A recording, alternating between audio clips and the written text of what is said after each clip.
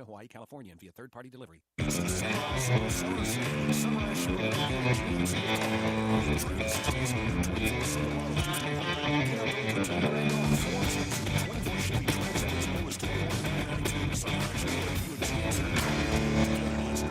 Price does not include licensing costs, registration fees, taxes, and dealer dock fee of $899.50, which are to be paid by the consumer. Silverado RG 377,592, MSRP 61,065. Dealer discount 42.74. Factory rebate 47.50. Trade assistance 1,000. Must trade in 2010 or newer vehicle. Track stock number RC 246,913. MSRP 23,395. Dealer discount 14.03. Expires 9/3/24. At First Tee, we are building game changers. We believe all kids deserve to feel excited to grow, safe to fail, and better equipped for whatever comes at them next. We do this by helping them develop their golf swing, but more importantly, their inner strength. First Tee coaches help young people ages 7 to 18 navigate the course, as well as guide them through new challenges in life. Because we know what's inside doesn't just count, it changes the game. Learn more at firsttee.org. Some people would call him a loser. He ran for state office, he was beaten.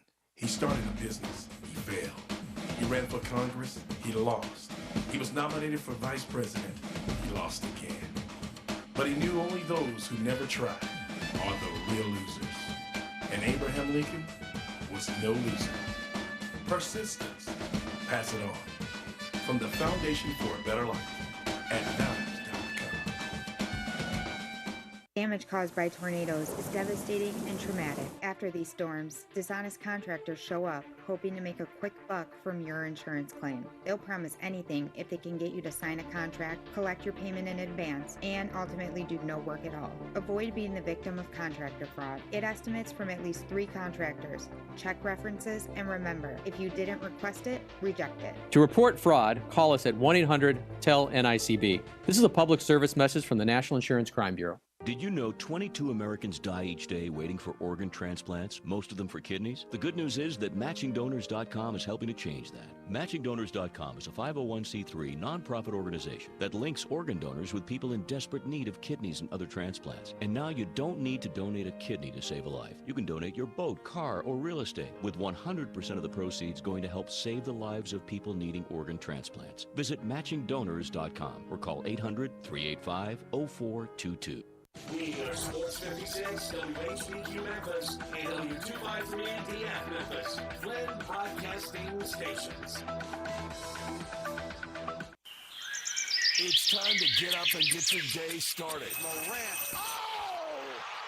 A jawbreaker! It's Sports 56 Mornings with Greg Gaston and Eli Savoy on Sports 56 and 98.5 FM. The first hour of Sports 56 Mornings is brought to you by the Big Green Egg. Now, here are your hosts, Greg and Eli.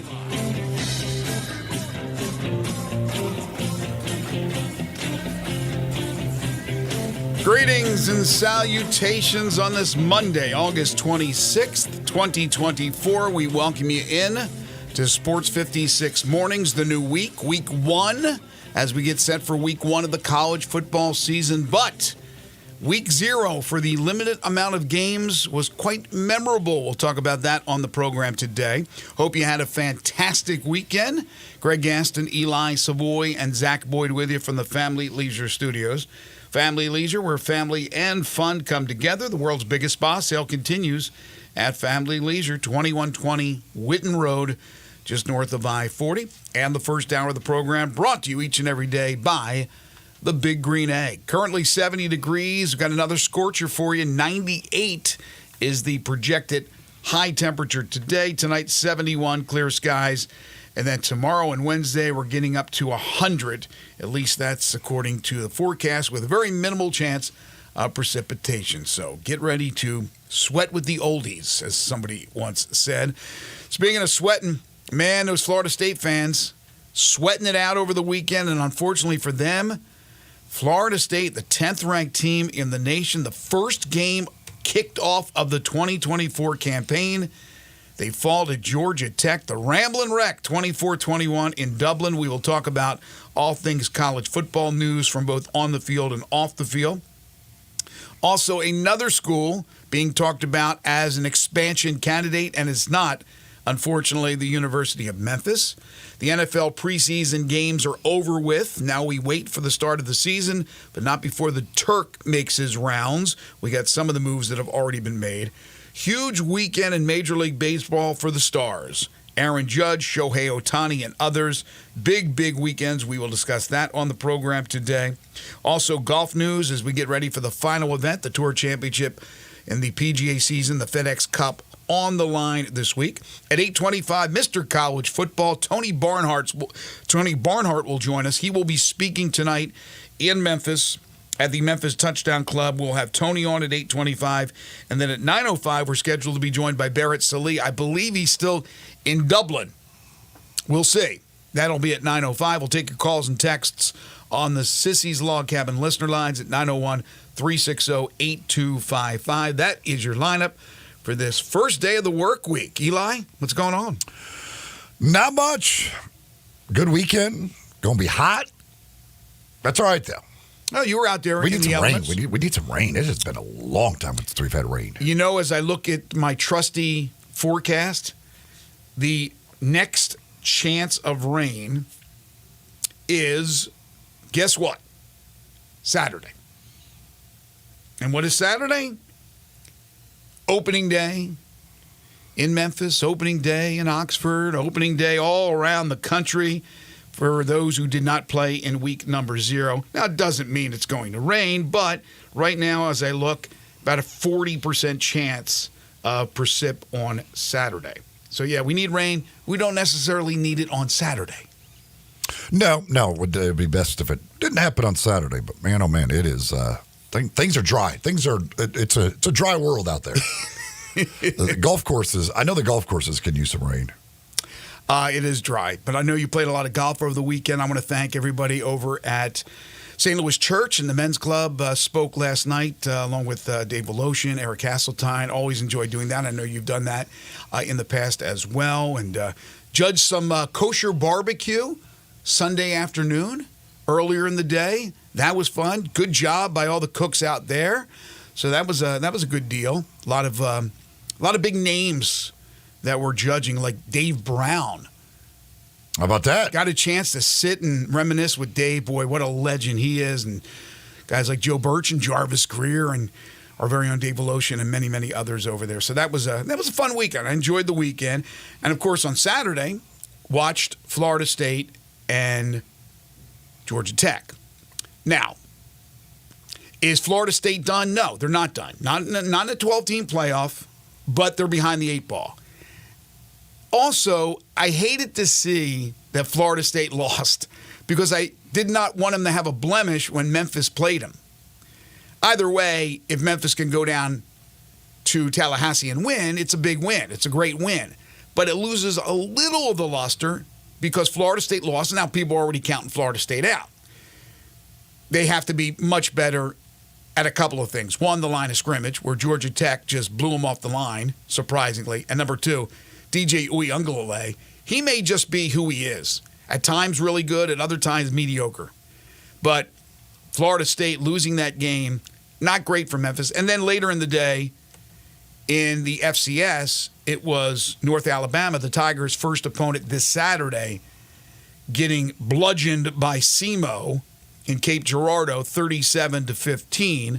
Lions with 4 turnovers, only 104 passing yards. So I'm sure this weekend will be a lot like we saw 2 years ago when Memphis beat North Alabama 59-0. So at least the coaching staff had a chance, whether it was live or on tape, depending on when their practice schedule was, to watch 2 of their first 3 opponents. Yeah, certainly not the start that Mike Norvell and company were hoping for. Again, I mean, you just look at the talent lost with all of the draft picks and high draft picks and everything else. And so I would imagine they would have really loved to have had a game against a weaker opponent in week 1 or week 0 to get the thing started, but it ends up being a conference game. And yeah, DJ Uiagalelei, just for everything that was expected of him once he got to college, and now in whatever year this is of his 8th or whatever, I don't know. It just hasn't ever really happened. No. He He's just kind of there. He does some things that, like, at times you can watch certain throws and everything else and be like, wow, okay, yeah. But, like, for the most part, it has been just a very underwhelming college career that he has put together. And, yeah, they could still do some great things and they could still make the playoff, all of that. But they just didn't look that good. Hey, look, when Memphis plays them, the best quarterback is on Memphis. Seth Hennigan is a better quarterback than DJ Uiagalelei. There's not even a doubt. Doesn't mean that they're the best team and they're going to win. But Florida State's got to figure it out because they were getting, as I said, beaten up on the line of scrimmage. Both their defensive line struggled with the Ramblin' Wrecks offensive line and vice versa. Give a lot of credit to Brent Key and that Georgia Tech team. And how about Nick Saban? What a debut on ESPN Game Day. First of all, the knowledge that he brings to the table. He is absolutely one of the most intelligent coaches that we've ever seen, and arguably the best coach we've ever seen in college football. But his mind, it hasn't turned off just because he stopped coaching. He's been to practices at a bunch of different teams. He's seen a bunch of different teams. And he's the one who said, look out for Georgia Tech. They will be the most improved team in the ACC. And it didn't disappoint when Georgia Tech comes out and plays the way they did. And Haynes King played very well. He played very well, very solid football. I don't think Georgia Tech's going to beat you 55-48. But they're going to do enough offensively. If they can beat you up physically, they're going to be a factor in the ACC. The ACC is wide open because you already have people talking about Florida State, Clemson, Miami, North Carolina State, Virginia Tech. Who knows about North Carolina themselves? They could be with Mac Brown. But I think Georgia Tech has put their name into that hat. Well, last year they were really good offensively, terrible defensively. Obviously, in this game, holding Florida State to 21 points, that shows signs of an improved defense. And if they can get some defensive, do something defensively, certainly they could end up being a factor, I guess, in the ACC. But yeah, I mean, this certainly opens up the ACC. I mean, when you're talking about the 10th ranked team in the country going down in week one, I think for the Miamis and Clemsons of the world, for sure, they're thinking, okay, well, this Florida State isn't nearly what they were last year. And yeah, I think it is a wide open conference now. Because that's the thing for Florida. Like, here's one thing when you lose your season opener, all that stuff. But when it's a conference game, now you've already put yourself in a bad spot just in the conference itself. So now yes. Can you make a 12-team playoff? Yes, but it just got a whole lot harder when you suffer a conference loss in week one. It did get a whole lot harder. But again, I want to caution people who have already counted out Florida State. It's foolish to do so. They have to play a lot better, and they are behind the 8 ball. But in a 12-team playoff, they are far from out of it. Now, the kickers, boy, they are off to a good start. Aiden Burr with the game winner, 44-yard field goal at the buzzer. Is it Fitzgerald, the kid for Florida State? Yeah, I believe that's correct. Apropos, the Irishman in Dublin. He's not from there, I don't believe, but he's knocking through 59-yarders and 52-yarders. So it was a good day for the kickers. Seemed like it was a good day for the Guinness industry in Dublin, and we'll find out more from Barrett Sallee a little bit later on. But, again, a big surprise to open up the season. Very limited schedule. I mentioned SEMO knocking off North Alabama 37-15. North Alabama, the Lions, the Tigers. Yes, the Tigers and the Lions this Saturday. That's their first opponent, 6 o'clock at Simmons Bank Liberty Stadium. You had SMU on the verge of losing to Nevada, a bad Mountain West team, and then in the fourth quarter figured it out, had a botched kickoff return that fell at the 1-yard line. They got a safety. They ended up winning the game 29-24. Bad teams find ways to lose, and Nevada found a way to lose against SMU. That would have been really, really bad for SMU to open up, even though it wasn't an ACC game. It was their first game as a member of the ACC and nearly lost in Reno. Yeah, it was. They were 27-point favorites or whatever. It would have been the Florida State thing. At least it's another ACC team, but it would have been a pretty rough day for the ACC if Florida State, the 10th ranked team in the country, loses, and then SMU loses to Nevada as nearly a 30-point favorite in the game. That would have been a bit of a shocking start for the ACC to the year. Very true, and that's the last thing you want, right? You already hear enough about the SEC and the Big Ten are head and shoulders above the ACC and the Big 12, although they happen to be power conferences as well. And if you go out there and lay an egg like that, yeah, that's not good. So SMU rallies, does win that game. We did get the answer. Delaware State did make it to Hawaii. Actually played okay. It was tied at one point 14-14, but the Warriors end up winning that one 35-14. So Timmy Chang gets a win. Is this the first year for Chang, or has he been there as the head coach? He was there. Was he there last year? Okay. 35-14 Hawaii. And then in a game between an FBS and an FCS, New Mexico, the FBS team, loses a big lead and watches Montana State rally to win 35-31. Montana State, one of the better FCS teams, but still New Mexico blows a big lead, loses that one. Isn't it Bronco Mendenhall now at New Mexico? So rough one there for Mr. Mendenhall. They were nearly a 2-touchdown underdog. New Mexico was. Yeah, so when you're 2-touchdown underdogs to FCS teams, you got a problem. Right. you got a problem. Yeah, the expectations are certainly not high, but they had a big lead. And again, I'm not sure if New Mexico is just a plain bad team or it's a team that is trying to find its way now with a new coach in Bronco Mendenhall. It could be both. But my point again is bad teams or teams that are just trying to find their footing, find ways to lose games. They blow big leads, and that's what happened here. Montana State rallies to win, just like SMU rallied to beat Nevada. Some other news from off the field in college football. Michigan confirmed it has received the notice of allegations from the NCAA as expected, going back to the Connor Stallions sign stealing situation. And people think it's the NCAA just kind of being funny that this notice of allegations was given to Michigan, a day or two before the Connor Stallions documentary comes out. I don't think they're looking into that stuff, but it's quite interesting with the timing. And then here closer to home in Oxford, Chris Kiffin, according to reports, rejoining the Ole Miss staff as an analyst for his brother Lane Kiffin's coaching staff. This will be his third stint with Ole Miss, all different jobs for Chris Kiffin. So who says you can't go home again? Apparently he can 3 times. And who says you can't have enough analysts? And that's right. It's unlimited.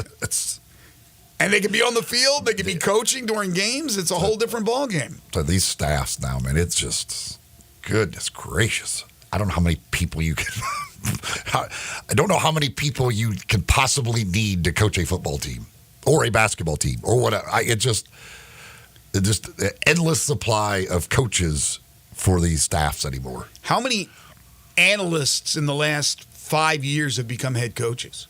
Not just like assistant coaches or coordinators, like analysts have jumped in because they're normally former head coaches. Yeah.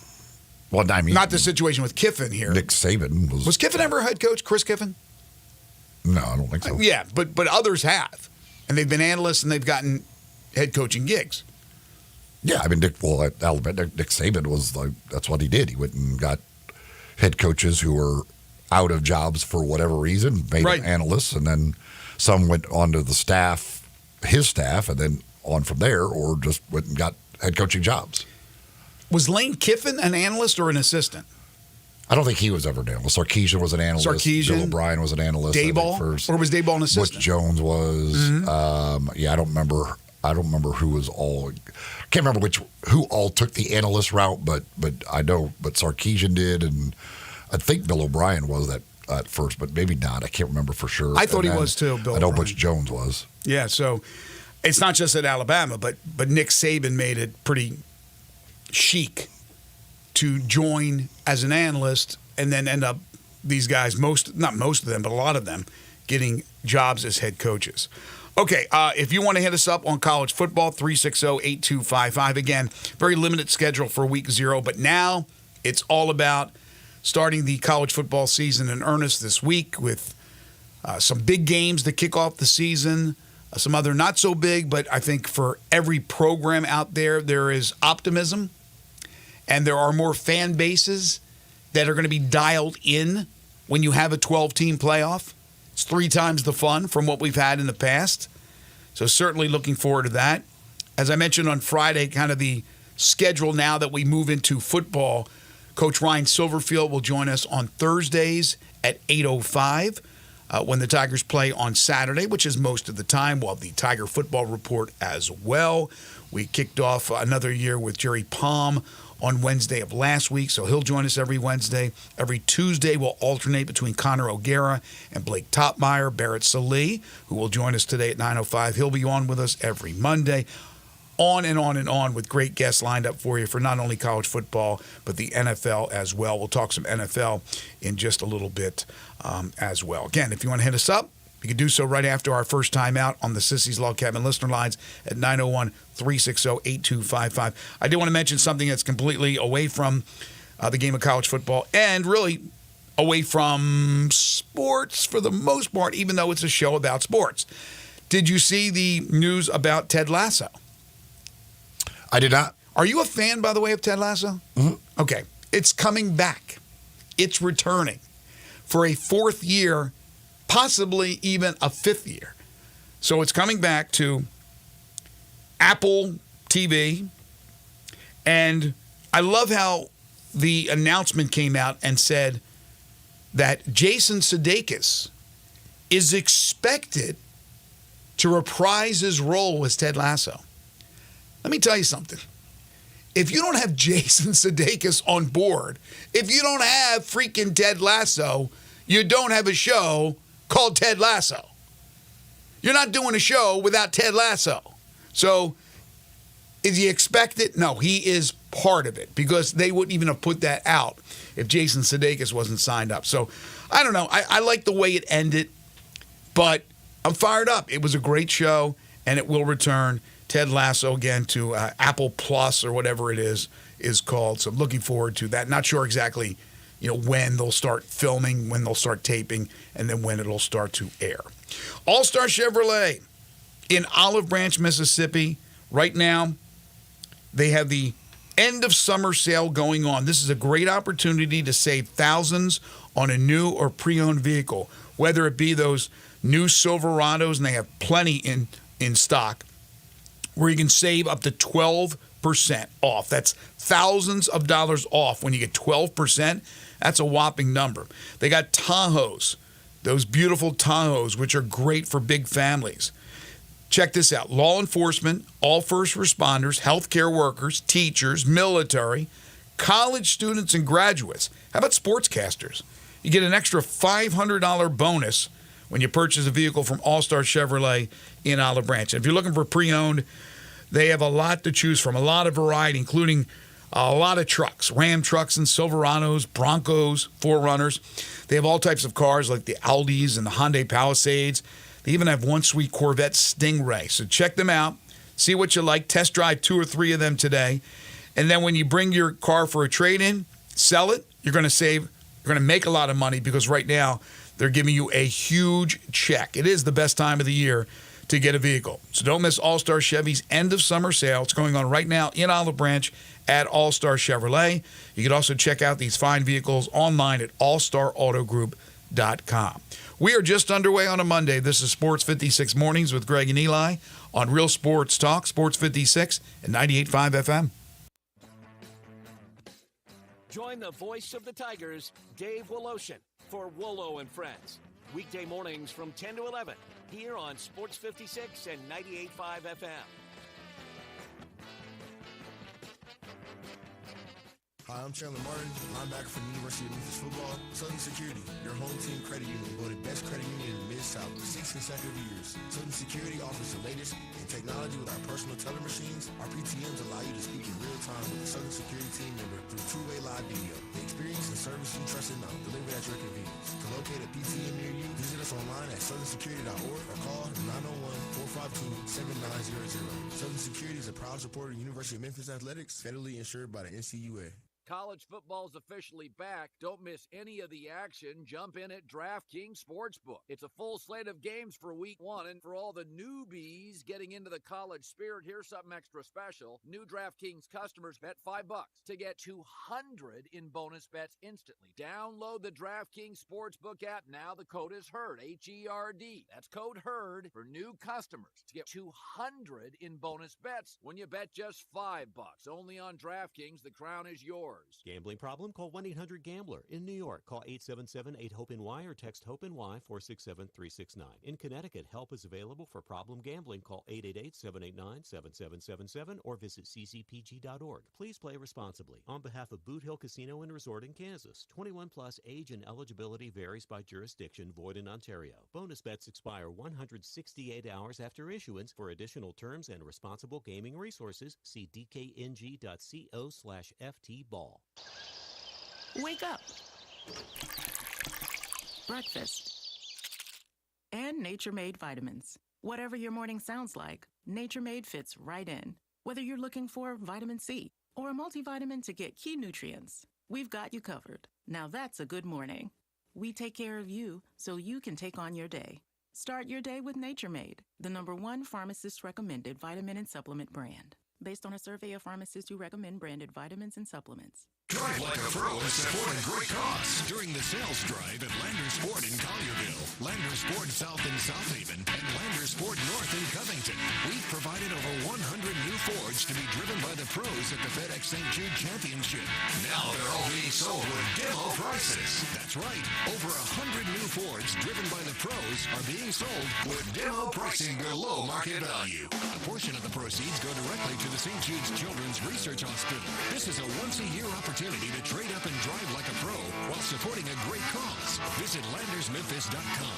That's LandersMemphis.com. Or come see us at Landers Ford in Collierville, Landers Ford South in South Haven, or Landers Ford North in Covington. With our Landers Easy Pass, you can get top dollar for your trade-in to help you save even more. Don't miss your chance. Reserve your demo-priced new Ford driven by a pro at the FedEx St. Jude Championship and lock in low APR financing. Remember, if it doesn't say Landers, you paid too much. Sports 56 traffic. Good morning. The police are active right now, finishing up an accident at Hollywood at Chelsea, also there at Mendenhall at Winchester. It's crowded out here in certain sections of Tullahoma this morning. Traffic's on the increase up through the Midtown area on 240, especially northbound here at Lamar. Weimer's Jewelry, located 7525 Highway 64, is your full-service, family-owned jewelry store. Go by and see them this week at Weimer's Jewelry. I'm Commander Chuck with your on-time traffic.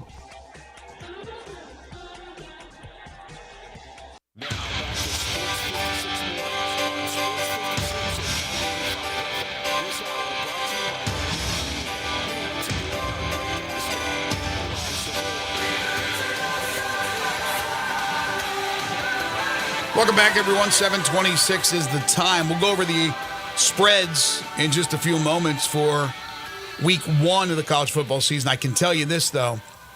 Ole Miss, 42.5-point favorite over Furman. Memphis, 38.5-point favorite over North Alabama. And the Tennessee Vols, 38.5-point favorite over UT Chattanooga. And that means our friend Alan joins us on the Sissy's Log Cabin listener lines, talking some Big Orange. Alan, how are you? Yeah, pretty good, guys. There's 3 things I wanted to go over. One was, have you noticed Tennessee's football recruiting lately? I have not been paying attention. They're up to number 6 in the nation. For the class of 25? Uh-huh. Nice. And then they got the number 1 quarterback for the class of 26. He's already... So they're Nico's replacement. No, there's another one in between. One McIntyre out of Nashville. He was number 1 in that class. Yeah. So they got 3 straight. But they announced their donations yesterday. The total, it was $140 million people donated. How much did you donate, Alan? I donated $500. Nice. Yeah, I'd been doing it since '76 when Doug Dickey first started it. And did you notice Tony Vitello signed the contract? Yes, I did. $3 million per? Yeah, and he had $200 million bonus for winning the national championship. How much? $200,000. Oh. He had a $250,000 signing bonus and $3 million a year.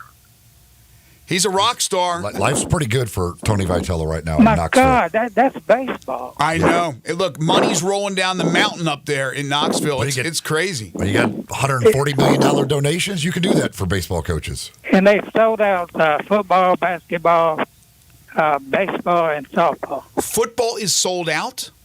Yeah, season tickets. They got a 15,000 seat waiting list. So what do they have? At least I know they can squeeze more people in, and they often do. But season ticket wise, what is the allotment that they sell?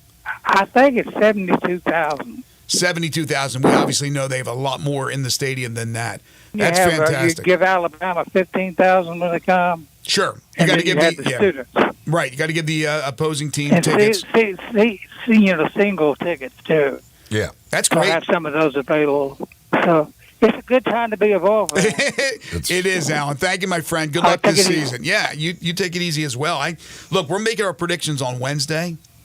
We're going to go over all the teams in the SEC. So if you're a fan of any of the SEC teams, check us out on Wednesday. I like Tennessee. Now, I'm putting a lot of faith in Nico. He ends up floundering. I'm going to have egg in my face, but I really do like Tennessee. $140 million in donations. And then also selling out 72,000 season tickets. So it's a different world that they live in. And look, and Allen gives $500 every year. I mean, so you think about that. He said since, 76? You add it up, he's given a lot of money. I mean, there's a lot of Allens out there that do that. Okay, so let me go over some of the lines. Probably some guys not named Allen that do it. Possibly. I think they're all Allens. So let's go over some of the lines for this week's games. You have a couple of big games. There's a lot of FBS versus FCS going on. Arkansas, speaking of FBS versus FCS, 48.5-point favorite over Arkansas Pine Bluff. Should be one of the wins for Sam Pittman this year. Not going to be too many. Should be one. I like their chances. I do like their chances in that one. Let's see. Missouri, 46.5-point favorite over Murray State. Is Josh suiting up, by the way, for Murray State? Tulane's a 25.5-point favorite over Southeast Louisiana. UAB is a 26.5-point favorite over Alcorn State. Tulsa, again from the American, 31.5-point favorite over Northwestern State. These are big lines here. Let's see what else. Oklahoma, new to the SEC, will play Temple from the American. Probably the worst team in the American, at least they were last year. 43.5-point favorites are Oklahoma. Florida Atlantic, this is interesting. Florida Atlantic, Tom Herman's team, not expected to be good. Only a 13.5-point underdog at Michigan State. Now, I know Michigan State's not Michigan, Ohio State, Oregon, Penn State. But still, new coach, 13.5-point favorite, that's it, over Florida Atlantic. Arkansas State. Michigan State's not very good. 13.5-point favorite at home against Florida Atlantic. I guarantee you that one. Don't sue me, but if you're going to bet a game, bet Michigan. I know they don't have this great offense. If they don't cover 13.5 against Florida Atlantic, I'll be shocked. Arkansas State, we had Butch Jones, head coach, on last week. 10.5-point favorite over Central Arkansas. Georgia and Clemson, one of the big matchups. Number 1, Georgia. Number 14, Clemson. Georgia is a 13.5-point favorite. They'll play that one in Atlanta. Penn State, this is always a good battle. Penn State, West Virginia. Penn State, 8.5-point favorite. Virginia Tech and Vanderbilt. I believe that's in Nashville. Virginia Tech, 13.5-point favorite. Okay, what else we got here? Let's see. I mentioned Tennessee, 38.5-point favorite over Chattanooga. Miami of Florida is a 2.5-point favorite over Florida. Gators murderer's row schedule for Billy Napier trying to keep his job. Texas, the other newcomer to the SEC, 32.5-point favorite over Colorado State. Ohio State is a 50.5-point favorite over Akron. UTSA, 24.5-point favorite over Kennesaw State. Boise State is a 12.5-point favorite on the road at Georgia Southern. Could they get tripped up in their first game? South Carolina is a 20.5-point favorite over Old Dominion. South Alabama is a 5.5-point favorite over North Texas from the American. Mississippi State, 26.5-point favorite over Eastern Kentucky and Jeff Lebby's first game as head coach. Liberty, one of those schools mentioned for the group of 5 representative in the playoff, 36.5-point favorite over Campbell. Alabama, 30.5-point favorite over Western Kentucky. Houston is a 1.5-point favorite over UNLV. I just brought that one up because of UNLV. Again, one of those teams that could challenge Boise in the Mountain West. Barry Odom, good friend of the show, coaching that team. Rice from the American, 10.5-point favorite over Sam Houston State. Troy, which will be the Tigers' second opponent, is a 9.5-point favorite over Nevada, the team that just lost SMU and probably should have beaten them. Mentioned Ole Miss, 42.5-point favorite over Furman. Tigers, 38.5-point favorite over North Alabama. Middle Tennessee State, which will be on the Tigers' schedule, is a 23.5-point favorite over Tennessee Tech. Texas A&M and Notre Dame, College Station. Texas A&M a 2.5-point favorite over the Irish. Michigan's a 21.5-point favorite at home to Fresno State. Oregon, expected to be right there battling for the national championship, 44.5-point favorite over Idaho. Auburn is a 46.5-point favorite over Alabama A&M. Kentucky's a 27.5-point favorite over Southern Miss. Charlotte from the American, 6.5-point underdog to James Madison. And let's see, LSU, USC, LSU, just a 4.5-point favorite. Where's that game? Is that Vegas? In Vegas? Okay. So LSU, neutral site, 4.5-point favorite. And then Florida State looks to bounce back after their loss to Georgia Tech. They will host Boston College, or 17.5-point favorites.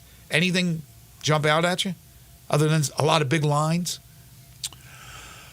Well, that Florida State line, that seems like a lot of points for Florida State to be giving off of that performance. But the A&M Notre Dame one, it's interesting to me that line has gone up. Yes. Again, A&M's been good at home and terrible on the road. They just don't win at all on the road. But that's interesting that how much or how that line has continued to go the way of Texas A&M. Not much respect, it seems like, for Notre Dame, who, again, I mean, that's as far as losable games on their schedule, this is one of kind of what you would think very few. So if Notre Dame can go down there and get the win, they are set up really well to have a chance to make the playoff. And remember, Florida State plays Notre Dame. Yeah, I mean, again, that's the thing. Like that's if you look at their schedule. I mean, A&M, Florida State is considered probably the toughest game on the schedule, and we just saw what Florida State is, and we'll see exactly how the year goes. But yeah, I mean, again, that schedule for Notre Dame sets up very well for them to get to the playoff, and if they can get by A&M, it sets up really well. I think they'll be a playoff team. Let's go back to the Sissy's Log Cabin listener lines. Mike is dialed in. Hello, Mike. Hey, Alan calling in. You asking how much he gave to Tennessee. Reminded me, I was on the sales floor one day, and one of the other guys there who played a couple of years on the offensive line at Tennessee, he said, "How much do you give to the Tigers?" And I went, "I give $1,000. He said, "You get your name in the program?" And I went, "Yeah." He said, "I give $1,000, and my name is no near where the program." Well, that's also nice of you, Mike. It's very nice. Yeah. I said, "Well, hey, I buy 4 season tickets and 4 basketball tickets." He said, "Well, I don't think that's the difference, But exactly. I think the Tigers, we don't get like they do in the state universities is the generational, the year after year. It's a family tradition to go there. We usually get the first generation, and like a lot of my friends, their kids are going away to school to USC or Ole Miss or whatever. Right. Hey, are your seats? Did they have to be moved, or were you on the other side anyway with your season tickets? I'm legally blind. I hadn't been to a game in years. But, oh, okay. Yeah, this is some years back. When my vision went, I'd like to go to the games. I like the feel of the games, and And I think one thing, you have to make an effort to go to games. No question. No question. Well, enjoy however way you're watching it or listening to it, Mike. We appreciate it. Well, Thank you. I'll say now I listen to TV and watch radio. Thanks. Enjoy it, Mike. Thanks a lot. Appreciate it now. All right, you too. Look, whichever way you take in a game, whether you're there, whether you're watching it on television, whether you're live streaming it, whether you're listening to it on radio, whatever the case may be. Look, if you're a loyal fan, you're a loyal fan, and you're gonna be there for your team, no matter what, no matter who they're playing. He says you got to make effort to go to a game. Just think of the Florida State fans. That's quite an effort. They had a lot of fans there. That's quite an effort to go over to Ireland to go to a game and then watch your team lose. Yes, there was. Do you even have a guess at the split? No. I'll be interested to see what Barrett says, but I mean, Florida State. There was a lot of Florida State fans. It was not quite Finding Waldo, but it was tough to see Georgia Tech fans. Yeah, I mean, it was. How many were at the game? What was the attendance? I don't even know. I don't know. Holds. I don't know. It looks like a pretty good sized stadium. Looked like it was an overwhelming amount of Florida State fans. Curious how much Guinness was drank. Because when they start doing the old chant, like it was pretty loud. I hate that chant, and I'm going to actually hear it firsthand on the sidelines when the Tigers play at Florida State. It drives me up a wall. Go ahead. Reggie texted. He said, I know this was the first game, but when a quarterback shows you who he is, I believe him. That Florida State quarterback wasn't impressive. If Memphis can get pressure on him, we win that game. Yes, I think there's a chance. I mean, I don't want to go overboard and say, oh, yeah, because Georgia Tech won, Memphis is going to go down there. Look, I don't know. We'll see what Memphis does in the trenches because that's where a lot of games are won and lost. But I think you look at that and you go, yeah, we can stay with them physically. We have the better quarterback. But what adjustment will be made by Mike Norvell, who we have a lot of faith in as a very good head coach, and he proved it last year. But Mike Norvell will have this team playing a lot better, I would imagine, against Boston College. They'll learn from their mistakes. They always talk about the improvement from game 1 to game 2. All of a sudden, Florida State's not a bad football team. They got beat. Give credit to Georgia Tech. They beat them. Brent Key did a really nice job. They got a physical team. Saban knew what he was talking about when he said, look at them as the most improved team in the ACC. Well, the thing, too, I mean, especially the first drive. I mean, Florida State, when they came out in that first drive, it was like, okay. Right. They looked great. And they were running the ball. They were doing kind of whatever they wanted to do. And even they got a little bit away from it. Even somewhat on the second drive, they were doing that. So, at the start of the game, you thought, okay, Florida State's offense, well, certainly isn't what it was last year with all those weapons they had, but looked pretty darn good. And then you give Georgia Tech credit because, I mean, from that point on, it was hardly anything for Florida State. Yeah. Again, Tony Barnhart, if you missed it, Mr. College Football is going to join us at 8:25. Barrett Sallee will join us at 9:05. We'll take more of your calls and texts on the Sissy Log Cabin listener lines when we return, 901-360-8255. I also want to dive into the story from the weekend that involves UConn and the Big 12. Here we go again. Genesis Diamonds, Poplar and Perkins Extended is where you'll find them. If you're looking for a fantastic piece of jewelry, got some special occasion coming up, maybe a birthday, maybe an anniversary, maybe you're thinking about popping the question, getting engaged, whatever it is, whatever you're looking for that special piece of jewelry for, Genesis Diamonds is the place to find it. You can go find them, again, at Poplar and Perkins Extended. When you get in there, you're going to find an amazing selection of jewelry from all the top designers and anything from every price range imaginable for whatever your budget is. They've got something to fit it. They've got the prices are amazing because they are direct importer pricing, no middleman, no markups. You're going to get a great deal. And then you also got great people there to help you pick out that perfect piece of jewelry. Get Poplar and Perkins Extended is where you'll find them. So you're going to find that special diamond ring, or maybe it's a necklace, or maybe a pair of earrings, or maybe it's a pre-owned Rolex watch, whatever it is that you're looking for. The folks at Genesis Diamonds have it for you. Go by and see them at Genesis Diamonds. You're tuned in to Sports 56 Mornings with Greg and Eli on Real Sports Talk, Sports 56 and 98.5 FM. Broadcasting from the Family Leisure Studio, we are Sports 56 and 98.5 FM. Top Gun is the largest indoor range in the Mid-South, but size isn't their only difference. Top Gun has the best instructors with over 300 years combined experience and classes all the way from first shot to master marksmanship. Plus, Top Gun is affordable. Gold membership is just $48 a month. That's just $1.60 a day for unlimited range time, free gun rentals with purchase of ammo, and members lounge access. Top Gun 2770 Whitten Road and TopGunMemphis.com. Always shoot with the best. Top Gun Memphis. You or someone you know or care about has dealt with a difficult divorce. When facing divorce, you need the attorneys at Rice Law.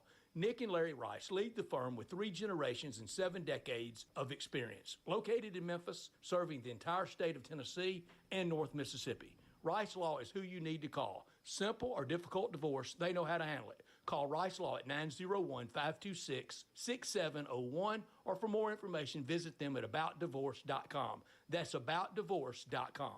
Hi, this is Troy Fiveash, owner of Fiveash Roofing. In these uncertain economic times, there are so many things as a contractor and a business owner that I cannot control. The rising cost of materials, not to mention fuel and transportation costs. In the last 2 years, shingle prices have almost doubled, and commercial materials have doubled. And I don't have to tell you what fuel costs these days. But you know what I can control? How much markup I put on a project. I have always prided myself in knowing I never gouge a customer. But in an effort to ensure my crews have work and my customers are being treated fairly, I have lowered my profit margin, hoping to give you a price you can live with and keeping my crews busy. So if you need a roof or gutters, please give us a call. Fiveash Roofing, fair, honest, and ethical. Fiveash Roofing, a proud sponsor of Tiger Athletics and a member of the Tigers home team. 367-0050 or MemphisRoofer.com. 367-0050 or MemphisRoofer.com.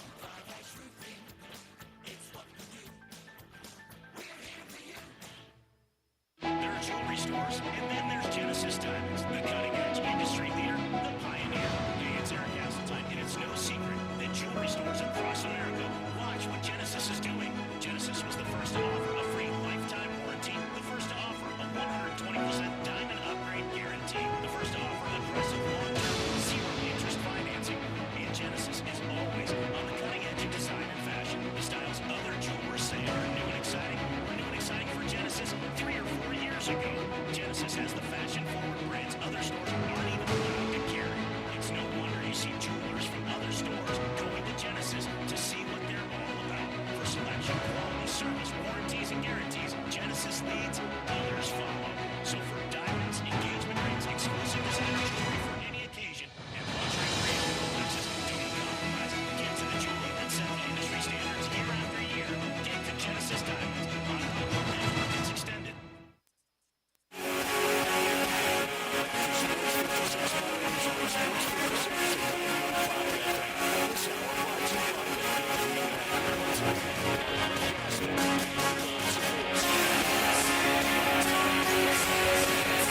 Welcome back, everyone. 7:46 is the time. Greg, Eli, and Zach. Zach, did you have a nice weekend? What'd you do? Oh, hold on. Wait a minute. Uh-oh. What's he doing? What is going on here? What is that about? It's a cowbell. I know it's a cowbell. Why? I went to Mississippi State over the weekend. Did you really? Yeah. I love the campus. You went to Mississippi State. You're a Memphis graduate. Uh-huh. You're a Tiger through and through. And you're ringing a cowbell. I am. Okay, well, at least Mississippi State's not on the Tigers' schedule this year. No. Because that would be sacrilegious. But I have adopted them as one of my schools. They're on the basketball schedule. Say that again? They are on the basketball schedule. That's right.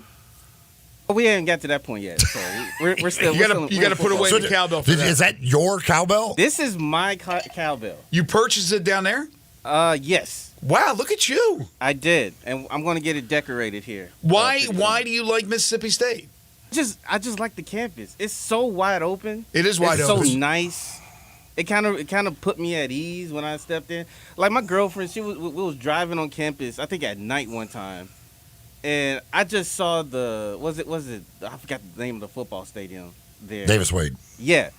And I just saw it from a distance. I was just like, oh my goodness, like, is this the campus right here? Yeah. And so, and pretty much got a tour from her, from my girlfriend's sister. She's a student down there. And, I had to get a cowbell.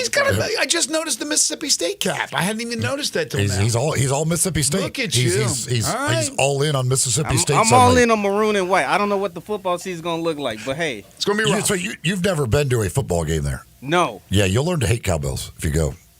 That's okay. It's all right. It gets so annoying. It's like, I mean, I'll be down there for the Florida game. It gets, they get intolerable after a while. Now, last year they weren't because they didn't have any reason to ring them during most games. But I'm assuming with Jeff Levy's offense, they'll have more reason to ring the cowbells this year. Now, they might still lose, but they'll have more reason to ring the cowbells. Of course, when I first went down there, and I've been down there a number of times for Tigers games, it's open. The media section's open. So you're out in the elements and you're listening to those cowbells, and it's like non-stop. They do a good job, though. They do a good job in stopping right before the ball is snapped. For the most part. But There's still a straggler or two. First time I went to a game down there, I was like I obviously knew about them, but it was like I was not prepared. Nor was I. For what I was like, I've God, been down there. Quit ringing those damn cowbells. I've probably been down there 4 or 5 times at least. How about I was on the sideline. I was down there with the Jackie Sherrill, Tommy West. I was on the sideline one game, and down on the field, it is. I mean, it's loud. Well, those things are loud. Think about this. Now you have the radio in the helmet of presumably the quarterback. It's one on offense and one on defense. They may have a real tough time in being able to hear what's being called from their coach. That is it. I'm just be interested to see kind of how that plays out this year with that whole thing, because I mean, especially with college and how quickly they're wanting to get set up. I mean, it's a pretty nice advantage because you get, what is it? I think 15 seconds on the play clock. It cuts 15, you got to cut so, it. So I mean, these teams are getting like, especially a team like Tennessee or Ole Miss, like they're lined up. That's by 30 basically on the play clock. They're already lined up. So now the coach has 10, 15 seconds to be able to talk to the quarterback as you're looking at what the defense is doing against how you're lined up. Well, there's more pressure on the coach. Then there's more pressure on, again, the quarterback to relay the the call to his teammates. It is going to be quite interesting. And again, when it's a loud environment like it is down in Starkville, and other places, certainly around the SEC, it'll be quite interesting Haynes King was having trouble hearing the plays in the Georgia Tech Florida State game. So, yeah, that'll be an interesting side story this upcoming college football season. Also, the news over the weekend that the University of Connecticut and the Big 12 reportedly in early talks about the Huskies joining the league in all sports.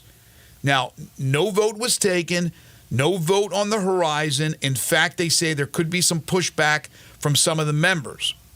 We've heard Connecticut in the past rumored to possibly be somebody that Brett Yormark and the Big 12 would be going after. But it's got to drive you crazy for the Tigers fans out there, for Memphians. Just here we go again. If it happens. They've promised to build and spend money on the football program. All we've heard is that the football program stirs the cocktail, right? Stirs the drink. It's all about football. Well, here we go. Connecticut basketball, there's no denying, one of the great programs out there, period. Historically and currently. 2-time defending champions.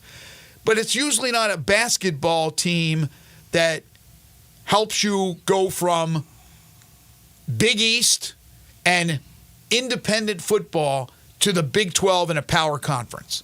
Memphis's football program light years ahead of Connecticut. So they're promising to put money in. Financially, Connecticut has struggled the last 10 years. I don't know where they got the money. Maybe they got some Fortune 500 companies. Maybe. We know Memphis does. Memphis has a great, I shouldn't say great, but a football program compared to Connecticut that's great. But a football program that is on the rise. Basketball that is historically a great program, but hasn't been recently. Will they get to that point? I certainly think they have an opportunity. The facilities, the infrastructure, getting better and better and better. The money they're putting into. And again, here we go. Connecticut, the Big 12. It's got to drive you crazy. Yeah, I mean, it's a little weird. Although the Big 12, they are clearly more interested, I guess, in building a really good basketball conference than others. Yes, he is. Although the ACC was always known for basketball, because he has planned. They've wanted to do some different things as far as TV deals with that basketball. They're looking at basketball kind of as a path to making more money, whatever. So if they could, because obviously Connecticut's football program does nothing for you whatsoever. It's a piece of crap. It just absolutely That's doesn't. what it is. And nobody wants to go up there and play.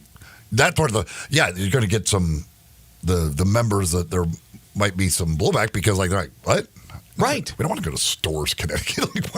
What do we want to go up there and play a football game? Go to Stores in November? Especially your late November game up in Stores. No, I don't. Yeah, I don't want to do that.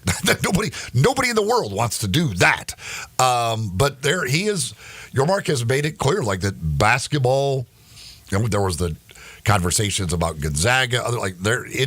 Basketball means he looks at basketball, or they look at basketball. Certainly, it seems like way more important than what other conferences are. Yes.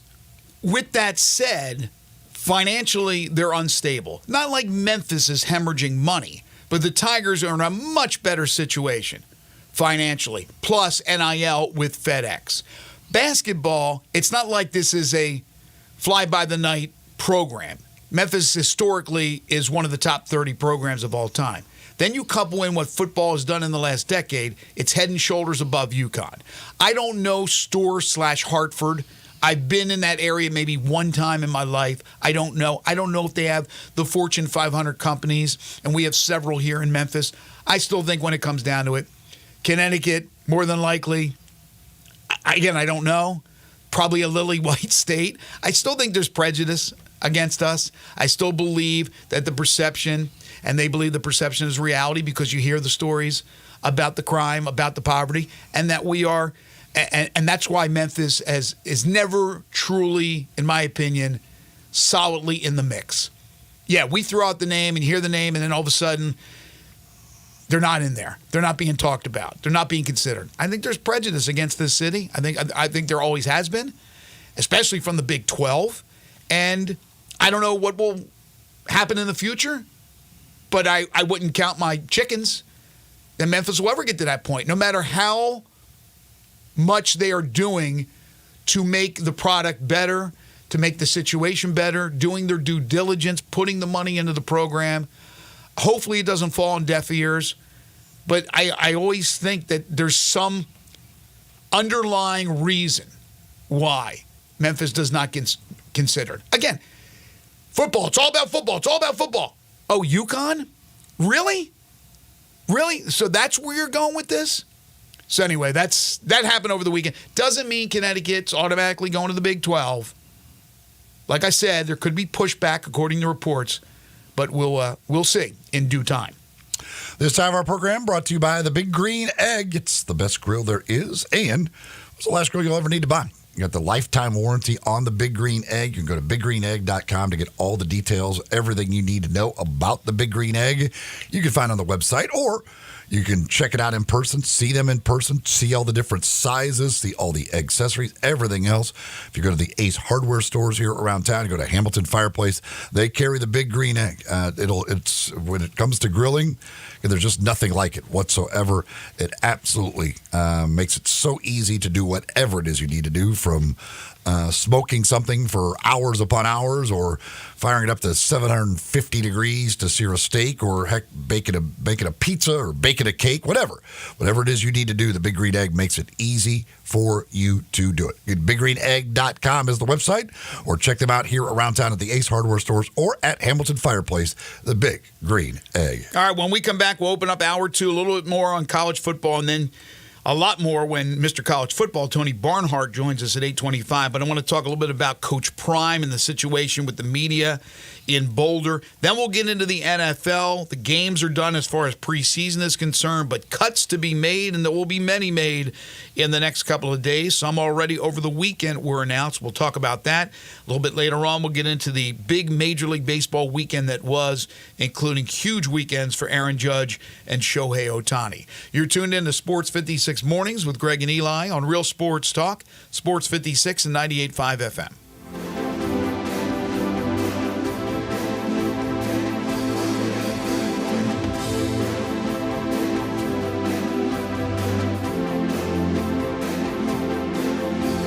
I'm Gary York. I'm the service director at Lexus in Memphis. Our service department wants to be more than just a place where you get your oil changed. We do glass repair, windshield replacement, recalibration of your camera and sonar systems, even wheel repair, tire replacement, all the things you would expect from a luxury automotive dealer.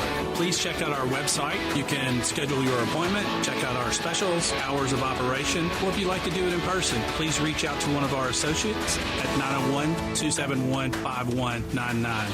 They can't get that Central Barbecue location on Central back open soon enough. It's still going to be a little while. They do things right at Central Barbecue. That's why every location is so unique. I know, but there's a lot of different Central Barbecue locations, but I miss the OG, the Central Barbecue on Central. You know, it's going to be completely different. Well, not completely. Yeah, when the Central Barbecue location on Central reopens, it'll be bigger, nicer, more streamlined. But still on Central. That's about the only thing. For the time being, until they tell us different, you can't go wrong with any of the Central Barbecue locations. You know, I think we've broken a record for saying Central Barbecue the most times in a Central Barbecue commercial.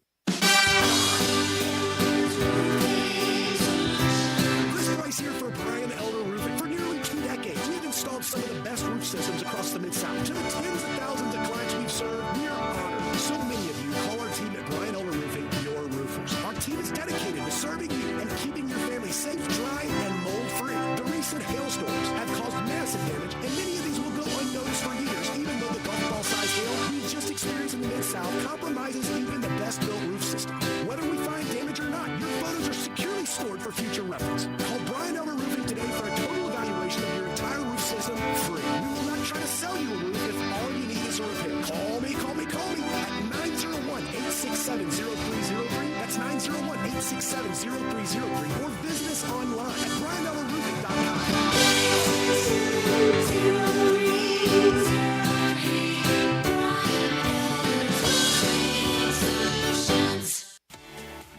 Jason's Deli. When you're dining in or picking up curbside, you can expect wholesome food and no surprises. Just delicious sandwiches, crisp salads, and quick quality meals made with the freshest ingredients and no artificial trans fats, MSG, high fructose corn syrup, or artificial colors and dyes.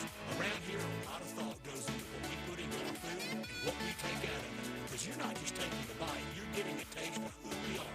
New items are constantly being created to expand our menu for all tastes and special diets with vegan and gluten-free options available. Convenience and on-time delivery you can count on. It's just a click away at jasonsdeli.com. So whether you need to feed 5 people or 5,000, the team at Jason's Deli, they have the credentials and the commitment to keep you satisfied. Freshness is nearby at Jason's Deli with locations at Ridgeway in the Parkway Center, Poplar in Highland, Germantown Road in Cordova, and on Goodman Road in Highland Branch. Jason's Deli is wholesome food and no surprises. A lot of ladies here in Memphis are wearing beautiful diamond rings. Have you noticed? And a lot of gentlemen are wearing nice Rolex watches now. It's all thanks to Genesis Diamonds. Hey, it's Eric Hasseltine, and Genesis Diamonds has made fine jewelry more affordable than ever. This is Tennessee's direct diamond import. No middleman pricing on the finest GIA certified diamonds, all shapes, all sizes, all in prices you never thought possible. And Genesis is the only jeweler that carries the top bridal designers in America. So you can find the perfect setting to showcase that diamond and have a truly one-of-a-kind ring. And something that I love, their incredible collection of luxury premium Rolex watches. These are all in pristine condition and priced right. Thanks to Genesis, you can get that Rolex you've dreamed about. All this with no commission salespeople, no pricing games, no pressure, no nonsense. Genesis Diamonds, the official jeweler of the Tennessee Titans, and popular Perkins Extended, or online at genesisdiamonds.com.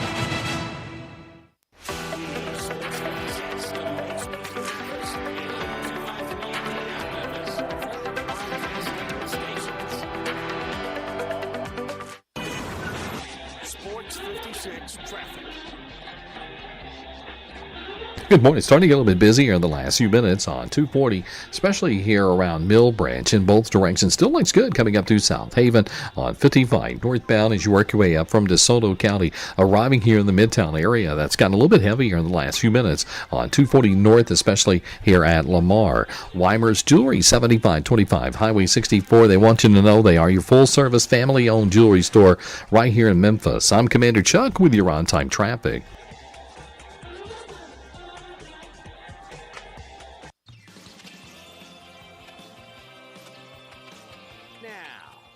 Sports 56 mornings. Isn't it a lovely morning? On Sports 56 and 98.5 FM.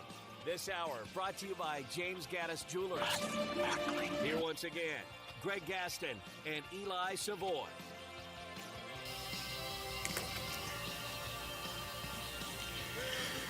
Welcome back, everyone. 8:04 the time.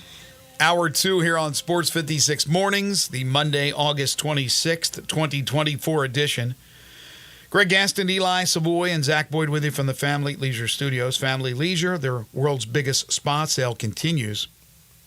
It's where family and fun come together, 2120 Whitten Road, just north of I-40. Currently 73 degrees. It will get up to 98 today with a low of 71 tonight, clear skies. And they're pushing 100 degrees tomorrow and Wednesday, at least on the forecast. We'll see what comes to fruition. I want to bet, though, they're probably accurate. It's been hot the last few days. It will continue to be hot all week long. Coming up in hour number 2, Mr. College Football, Tony Barnhart will join us at 8:25, and then Barrett Sallee at 9:05 as we talk plenty of college football. Second hour of the program is brought to you by our friends at James Gaddis Jewelers. Last night, I was telling you, I spoke at the St. Louis Church Men's Club, and James was there, and Jay, his son, was there. And I'm always excited to talk football with them. But also, as far as jewelry is concerned, Jay's going to join us in a week or so, maybe 2 weeks, because September is huge. They got an unbelievable sale going on at Gaddis in September because it will be their 25th anniversary at the location at 4900 Poplar, the one they have now, between Mendenhall and St. Nick. But it will be, 52 years now that they've been in Memphis. They started on Summer Avenue. So Gaddis Jewelers have been a part of the fabric of Memphis for more than a half a century. They're your bridal engagement and anniversary jeweler headquarters. Every Monday and Friday, they bring you the Memphis Sports Fact. Did you know the top 5 teams in the Daily Memphian Dandy Dozen in week number 1, as put together by the astute John Varlas, Houston, Bartlett, Southwind, Lausanne, and Covington, combined to outscore their opponents in week 1, 225-26. A lot of blowouts. Yes, indeed. James Gaddis Jewelers, 4900 Poplar between Mendenhall and St. Nick. on the web at GaddisJewelers.com. I was just thinking because during the break, Zach showed off his cowbell. He's very excited about the cowbell. And I'm thinking to myself, the cowbell, as annoying as it is, at times over the history of Mississippi State football, has had to play somewhat into screwing up an opposing offense. Play calling, hearing the play, whatever it has, it just had to, right? So why don't more people at different programs bring cowbells, bring things that are loud? Because we have, again, a situation this year where one player on each side of the ball will be wearing a radio.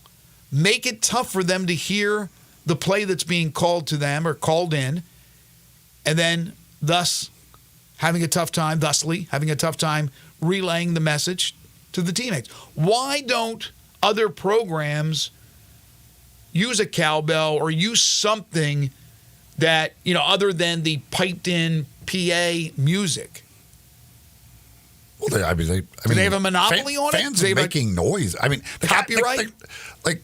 It's not like Mississippi State is the loudest place. Like, the cowbells aren't like, there's other places that are a lot louder. Yeah, but we just talked about it. You just talked about it. They're annoying, but they're not like super loud. Oh, they're pretty loud. Now, it's going to be louder in a dome if you play in a dome because everything's sustained in there. It's compact. I mean, there's other places around the SEC that are a heck of a lot louder. Well, I guess it also depends on how many people are jammed into your stadium. In Tennessee, when you're talking about getting 6 digits. But Mississippi State, look, you've been there, I've been there, we experienced that. I'm just wondering why. Is there anybody else out there, any other program that uses a cowbell? Does anybody know? If you do, 360-8255. Again, I don't think they have a patent on the darn thing. I'm just curious, especially this year now with the helmet radio. All right, Coach Prime. Colorado head coach Deion Sanders. This is pretty incredible. If I read the story right, in his contract, he can exclude a member of the media that he feels is derogatory towards him and the program and takes personal shots and doesn't have to include that person and answer any questions that person brings up. I'm not sure if they can exclude them from actually being there or not. But what is that you know what I'm saying? You know what I'm talking about here? In his contract? I don't know what's in his contract or whatever, but it's so ridiculous. Like his stuff is just, it's gotten just dumb. So he's denied the Denver Post's, is it the columnist or is it the beat columnist writer? Okay, the columnist he's not going to answer any of the questions. They can't deny the person from going there to the game, correct? Or can they? No, he's still allowed to be at. Yes. He's allowed to be at anything. They're just not going to answer questions. He's just not going to answer any questions posed by this Denver Post columnist because he feels there have been continual personal attacks towards his program. Correct? They say other reporters from the Denver Post are welcome to ask questions. So I just wonder if Sean Keeler is sitting next to another guy from the Denver Post and like he just says like, "Hey, ask him this." Like, what are they fine with that? Yes, I think you can get away with that more than likely. Or are they going to try back? No. We just saw him tell you to ask that question, so we're not taking that. I don't. It's just dumb. Here's the. You're a head coach of a college football program. If you can't answer questions from it just doesn't make sense. Like, it's so stupid. It's juvenile. Eli, here is the clause in his contract. According to the Denver Post, who reported this, Sanders has unique language in his contract that says he is required to speak only with mutually agreed upon media. In a social media post, Denver Post sports editor Matt Schubert said, "It's well within anyone's right to not take questions from Denver Post sports reporters and columnists." I can't imagine that clause or anything similar to that clause is in any coach's contract in college football other than that one. Maybe there is, and I don't know about it. But I doubt it very much. You got to put up with the negative stories. And, again, personal attacks are one thing. There's no need for that in journalism, personal attacks. But negative stories or stories that you perceive as negative, if they are warranted, are going to be written. You can't sugarcoat. I don't know who's at the Tallahassee, whatever it is, but they couldn't have sugarcoated that loss to Georgia Tech. There had to have been some negative things without taking personal shots at players or at Coach Mike Norvell. What are you going to write? They really won the game, but the score says they lost. What are you going to do? Is every columnist now going to be like, hey, they're going to be better days, so hang in there? No, they're going to come at you when it needs. It's just, Calkins is very good at what he did when he was the columnist, because he would get under people's skin because he would write a negative story when it was warranted. He didn't take personal attacks at people, and it drove some people wild. The Jason Williams situation. Those things, that means you're a good columnist. You have the cojones to write negative things when you know you're going to face that person again numerous times. I think journalism has gotten away from that. I think a lot of young journalists now are more apt to do things that are positive to stay in the good graces of that particular coach in that particular school. Like, if somebody asks a dumb question, I have no problem with you saying I'm not going to answer that question if it's not. Yes, I agree. But I just don't. The idea of just saying, like, we're not answering questions from that person, like, it's just. Right. Just make that blanket statement about that person for the rest of Deion's time in Colorado. It just doesn't. Again, first of all, you should not be. If you're going to be a head coach of a college football program, and by the way, very well compensated for being a head coach of that program, like, you have to face the fire. There's responsibilities that come with that. Like, you have to be able to answer questions. Like, and when things aren't good, then there's going to be some negative things. So what? If you don't want the negative things, then win more football games. The whole thing with the CBS, like, it's just one thing after another. Like, last year we talked about, like, what Deion did, the attention he's able to get for that football program, and what he did last year was amazing. But now it's just gotten childish. It's bottom line. Like, you got off to a great start last year, and everybody was loving you, but then it all went the other direction, and you end up having a bad year, and things happen in the offseason, whatever, all this stuff. So now, if you just win games, and then you don't have to worry about all the negative stuff about your program. Well, it's the old adage, if you're going to talk the talk, you got to walk the walk. If you don't come through, your team doesn't come through. He doesn't want to talk the talk. Well, against to this guy, but he wants to talk to everybody who's going to listen. Makes it easy. I just won't talk to talk. And won't talk back. He wants to dictate everything. I was rooting for Sanders, and I still am to a certain degree, but this irks me. Certainly this is not something I want to hear as far as, being a part of the broadcasting/journalism community. You don't want to hear that.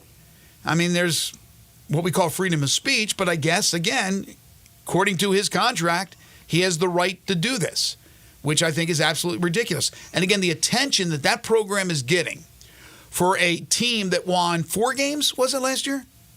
Now, I know they had won 2 the previous year, whatever it was. If they have a big year, you applaud him.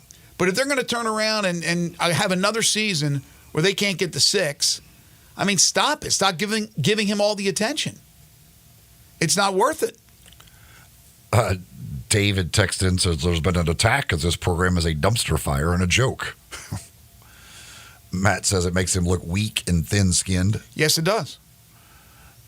Reggie said, I bet if he's undefeated after 4 or 5 games, he'll talk to anybody. Apparently not. Apparently, I don't know. I guess I don't know. I don't know how long this ban is for. I don't know if he'll ever lift the ban against this guy asking questions. But there have been coaches who have been upset at certain journalists, certain reporters. A lot of them over the years, but they've never stopped them from either asking a question or, I don't want that guy in my press conference, or I don't want that woman here asking these questions. No, they're still going to ask the questions, and like you said, if it's a stupid question, don't answer it. But if it's a legitimate question, I don't understand. Just because there was a story or a report that may have been negative, not a personal attack, but negative about your program, when it was probably warranted. Now, if I was a coach, I would probably not pay any attention to any of it, because you just have to understand that there's, especially if you're struggling, like there's going to be negative stuff. But they all pay attention. So you just ignore it. If you're that sensitive about it, just ignore the stuff. Remember Cal said he never paid attention. He paid attention. But the idea of just singling somebody out and saying that they can't ask any questions is just dumb. And again, if you are paying attention to it, and yes, if you want to get upset, okay, whatever. But to me, have the conversation with that person. Like, I don't think this is fair. If you don't think something's fair, address it with that person, and they can explain why it is fair, and you can say why it is, whatever. If you want to have that conversation, but just to come out and say you're not allowed to ask questions, well, that's just, it makes no sense. Because, again, if somebody continually comes in and just asks dumb questions that have nothing to do with football or just whatever, you deem these like their questions. And the thing is, like, most of the other people in the room would be able to tell you there's certain people like that this is going to be a dumb question. Like, if that's the case, like, okay, we just won't let that person ask any more questions, because they constantly are asking questions that make no sense or have nothing to do with anything that's being talked about. Okay, but to say, oh man, you're too negative about my program, I'm not going to allow you to ask me any more questions. That's ridiculous. Well, if somebody is continually asking dumb questions, why do they have that job to begin with? But a dumb question is one thing. A personal attack is another. What are we seeing here? Again, are they legitimate personal attacks, or is it just negativity about the program for whatever the reason may be? Can he differentiate between a story that's just not a real positive, glowing story about your program, or is it an actual diss of a particular player or a personal attack against a particular player or against Coach Prime himself? Yesterday, as we go from football to football, the University of Memphis women's soccer team goes down to Oxford, beats Ole Miss 2-1. The hits keep on coming for Brooks Monaghan and his team. Big win for Memphis over Ole Miss. The Memphis men's team, unfortunately, lose at home on Senior Day. That's an early Senior Day, isn't it? We're still in August, for goodness sakes. 3-0, they lose to Evansville. All right, we'll talk NFL. The school's not even started. It said Senior Day. That was the game yesterday. It was Senior Day. Zach, wasn't it Senior Day yesterday? Look that up. Senior Day. It said it. They got their pictures, the little framed pictures before the game. I'm telling you, it was Senior Day on August 25th, and they fell to Evansville 3-0 in what may have been their first game of the year. I'm not sure. Richard Mulrooney's team, real good team, NCAA tournament team last year. But the women are a power, an absolute national power, and even with all the players they lost, still are winning games, still getting big dubs on the road like they did against Ole Miss yesterday. By the way, the artificial noisemakers are illegal in the SEC. They make an exception for Mississippi State. How about other conferences? So they're grandfathered in. Mississippi State's grandfathered in. Isn't that special? I wonder about other conferences. Yeah, that's Senior. It was Senior Day, wasn't it? Yeah, that's kind of strange. I knew it was strange when I read that thing, but I was like, okay, it is what it is. Corky's Ribs and Barbecue. Nothing strange about Corky's. They've been serving up delicious slow-smoked barbecue for nearly 4 decades. You can dine in at any of their 4 establishments. You can carry out, drive through, the no-contact delivery, or have any of the services delivered to your home or your office. They will also cater any event you got coming up, and there'll be a lot of tailgating going on, so Corky's is a great choice if you're tailgating, watching some high school football Friday, watching the Tigers on Saturday on Tiger Lane. They're located at Poplar Avenue in Memphis, Poplar Avenue in Collierville, Germantown Parkway in Cordova, and Goodman Road in Olive Branch. Party packs start at just $7.49. Lunch specials every single day. And you can add a third of a rack of ribs for just $7.99 when you purchase an entree. Barbecue sandwich, their award-winning catfish plate, tamales, whatever the case may be, add a third of a rack of ribs for just $7.99. It's Corky's. Corky's Ribs and Barbecue, open for lunch and dinner 7 days a week. When we come back, Mr. College Football Tony Barnhart. This is Sports 56 Mornings with Greg and Eli on Real Sports Talk, Sports 56 and 98.5 FM.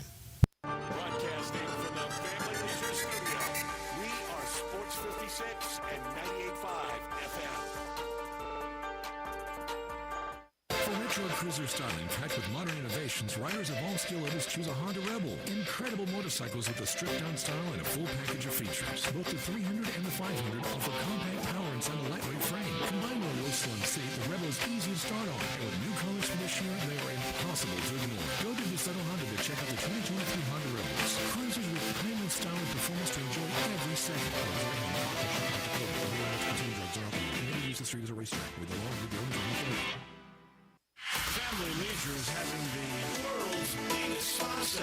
It's happening right now. You can save thousands on in-stock hot tubs that are ready to be delivered. Family Leisure has spas that start at just $28.99. You know those cold plunges? You can get one for yourself starting at $39.99. Or how about swim spas? They start at $17,499. Plus, Family Leisure has set up special financing just for this event. Have you been sitting on the fence about an above-ground pool? Get off that fence and get to Family Leisure to take advantage of huge discounts on all their in-stock above-ground pools. And if you need some patio furniture, it's all priced to move out now. It's not too late to have some summer fun, courtesy of Family Leisure. But you better hurry up. The world's biggest spa sale might go on forever. Family Leisure, with and run at I-40. Family and fun come together. 2 hours ago, Kyle arrived at the bar. 30 minutes ago, Kyle got his friends another round of drinks. Cheers! 5 minutes ago, Kyle decided to drive home drunk. A minute ago, a law enforcement officer pulled up behind Kyle. Sir, have you been drinking tonight? A chain of events that began 2 hours ago is about to change Kyle's whole world. Drive sober or get pulled over. Paid for by NHTSA. Do you know one of the best things you can do for your employees or family's health? Provide Arctic Clear bottled water. Arctic Clear bottled water is your locally owned and operated bottled water provider. Arctic Clear is 100% natural spring water with free delivery and setup, dependable service, and no long-term contracts. What an easy choice. Call Jeff Manus today at 901-382-2363 or visit arctic-clear.com. Arctic Clear bottled water. Call now 382-2363.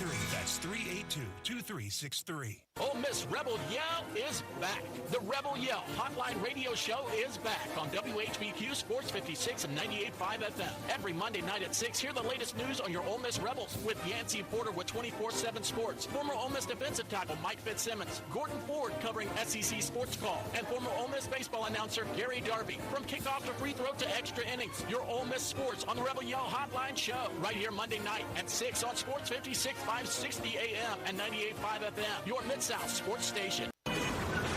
Sports 56 traffic. Good morning. Still some volume out here on 240 right at Walnut Grove and Poplar. Traffic still moving for the most part, coming down 51 out of Millington.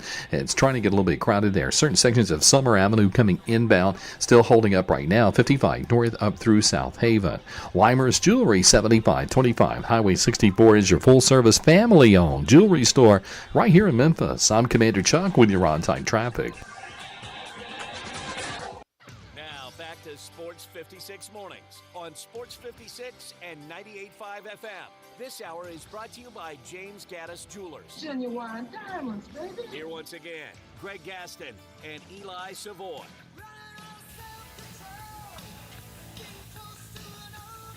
Welcome back, everyone. 8:26 is the time. Halfway home on this Monday edition of Sports 56 Mornings. Hope you had a fantastic weekend. College football is underway, but really it gets underway in earnest this week with just about everybody on the schedule, if not everybody on the schedule. And now it feels official because we are joined by Mr. College Football himself, Tony Barnhart, who will once again be speaking at the Memphis Touchdown Club. In fact, tonight at the Hilton Memphis.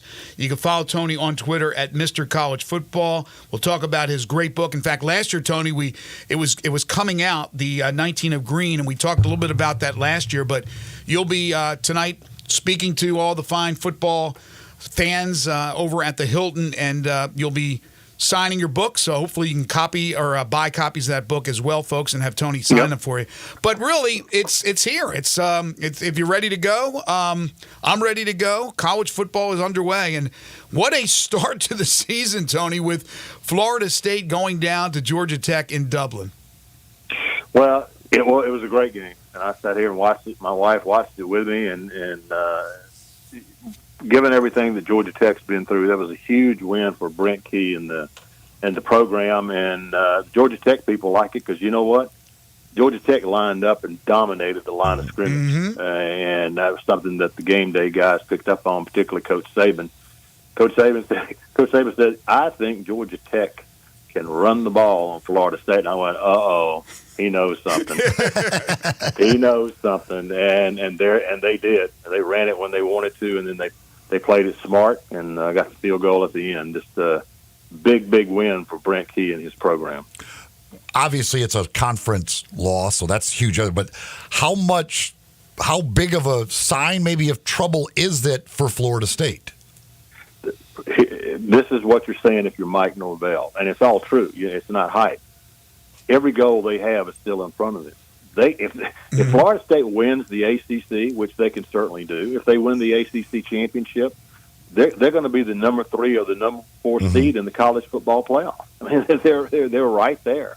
So now they did not get the level of quarterback play they wanted to get in this game, but a lot of that's by design. Now you're asking a new quarterback not to do too much, but they're going to have to get better quarterback play. But I still think Florida State is still very capable of winning the ACC and getting one of those 4 first-round buys in the playoffs. Mr. College Football, Tony Barnhart, joining us on the Sissy's Log Cabin guest lines. So, Tony, the three of us have been around a long time, watched a lot of college football. I said the other day that I believe it's the most anticipated college football season, maybe ever, but at least during my lifetime, because now you have a lot more teams that could be in the mix, so a lot more fan bases that are excited about the possibility of being a part of the 12-team playoff. Well, my message, I did a bunch of talks, a bunch of speeches in August. We're finishing up tonight, as a matter of fact, as you mentioned. And it's what I'm saying. I'm not going to promise you it's going to be the best season college football has ever had, but without question, it is the most interesting season that college football has ever had because you mentioned the 12-team playoff, which is going to completely change the way we consume college football. When we get to November, and normally there'd be about 7 or 8 teams that had a legitimate shot at the playoffs. 20, 25 teams will be in the conversation. Anybody who's 10-2 or better can claim a playoff spot. Yeah. Yeah, it's certainly it's going to, and obviously add into the fact that we've got all these new teams into the various conferences and still trying to figure that out. Like there's there's so much interest just to kind of figure out how all that works as well. Well, you need to come see my speech tonight at the Touchdown Club of Memphis. That's exactly what I'm going to talk about, and tell them that my favorite conference realignment of all is Cal, Stanford, and SMU in the Atlantic Coast Conference. You can't beat that. Other than Oregon being in Big Ten. Let's put it there. Tony, would less than 4 teams from the SEC in the playoff be a little disappointing? Yes, I've got them as 4, and I feel pretty good about 3 of those. I think Georgia and Texas and Alabama are going to be there. But who's number 4? But yeah, I think they would be just now. We got to play the game, sure, and everybody's playing a tough schedule because of the matchups with Texas and OU on. So, but yeah, I think less than 4 will be a disappointment. So around here, as you know, we're not too far from Oxford. There's a lot of excitement with the Rebels, and they feel that they're going to be one of those teams. Pete Golding there running the defense now, and the Portal King went out and got a bunch of defensive guys as well. What do you think about Ole Miss's chances? You got an elite quarterback in Jackson Dart, probably the best wide receiver room, top to bottom in the ACC. The question is, can you win those tough games? I think Coach Kiffin will tell you we were a good team, but then we played Georgia, and we found out what a good team really looked like because Georgia dominated that game. And Ole Miss has still got to prove they can win a tough physical football game and run the ball when they want to in the fourth quarter. What do you think about the team on the other side of our state, Tennessee? I think Tennessee's going to have a good year. Now, is their roster where it needs to be to challenge Georgia and Texas and Alabama? Not sure, but you got your quarterback. You've been waiting on your quarterback forever, and so we will see. I think they'll be a good team. They'll be a good team. I think the quarterback play will determine whether or not it's a great team. Who's going to be the surprise, if there is one, from the SEC? I've been thinking about that. I think all the usual suspects. Here's what I'm wondering about more than anybody else. We know what Ole Miss is. I like them. Missouri, quarterback Brady Cook is back. You lose the great running back in Schrader, 1,600 yards. But they were a very good football team at the end of the year. Can they win 11 games again, or do they miss the running game so much they can't do it? So, and the other intriguing team is LSU. LSU is going to be. They lose the Heisman Trophy winner. They're still going to be really good. Garrett Nussmeier, their quarterback, is a lot better than people know, and he's going to have a big year. Again, the issue with LSU is defense. If they're just not awful, then LSU's got a chance. They don't even have to be good. Right. They just have to not be awful, which is they were absolute. As my daddy used to say, they were boo awful. Well, they were just awful on defense, and Brian Kelly knew that, and he shook up his coaching staff, and they're going to put more emphasis on that side of the ball. But let's see, they open up with USC in Vegas. Who knows? Which is hard to believe when you think about how many defensive NFL players LSU has produced over the years. Yeah, they just for whatever reason. Well, Brian Kelly hinted at it. He thought the coaches were making things a little bit too complicated, and guys were not reacting. They were just, and that was one of the reasons why. So I'm anxious to see how this new batch of coaches try to simplify things for the Tigers. How much of an impact do you believe? You said you believe they'll be in the playoffs, so obviously you think they're going to be really good again this year. But how big of an impact does it have on Alabama to no longer have Nick Saban running that program? Well, you only lost the greatest coach in the history of the game. That's it. Other than that, it shouldn't have much of an impact. No, here's the thing. I had a chance to spend a little time with Kalen DeBoer in Destin at the SEC spring meetings, and he struck me as a guy who is very comfortable in his own skin. He is not intimidated by Nick Saban being down there. His attitude is the attitude to take. Said, hey, look, Nick Saban has an incredible amount of institutional knowledge that I can use. Why would I not want to take advantage of that? Okay, he said. So I'm going to talk to him. My assistants are going to talk to him. But this guy's won a lot of football games at a bunch of different levels. Did an incredible job at Washington. Oh man, and I think they're going to be just fine. Oh, by the way, Alabama's got a lot of really good players. Yeah, this just and I think that'll have something to do with it. Mr. College Football Tony Barnhart joining us. You can follow him on Twitter at Mr. CFB. He joins us on the Sissy's Log Cabin guest lines. We'll talk about his book in just a moment, as he'll have the 19 of Green available to you to purchase tonight as he speaks at the Memphis Touchdown Club. All right, now that Saban's retired and already doing a great job on ESPN Game Day, he was fantastic on Saturday. Let's take Kirby Smart out of the mix. Let's take Kirby Smart out of the mix. I don't know, you may be leaning this way, Tony, but who's the best current college football coach, in your opinion?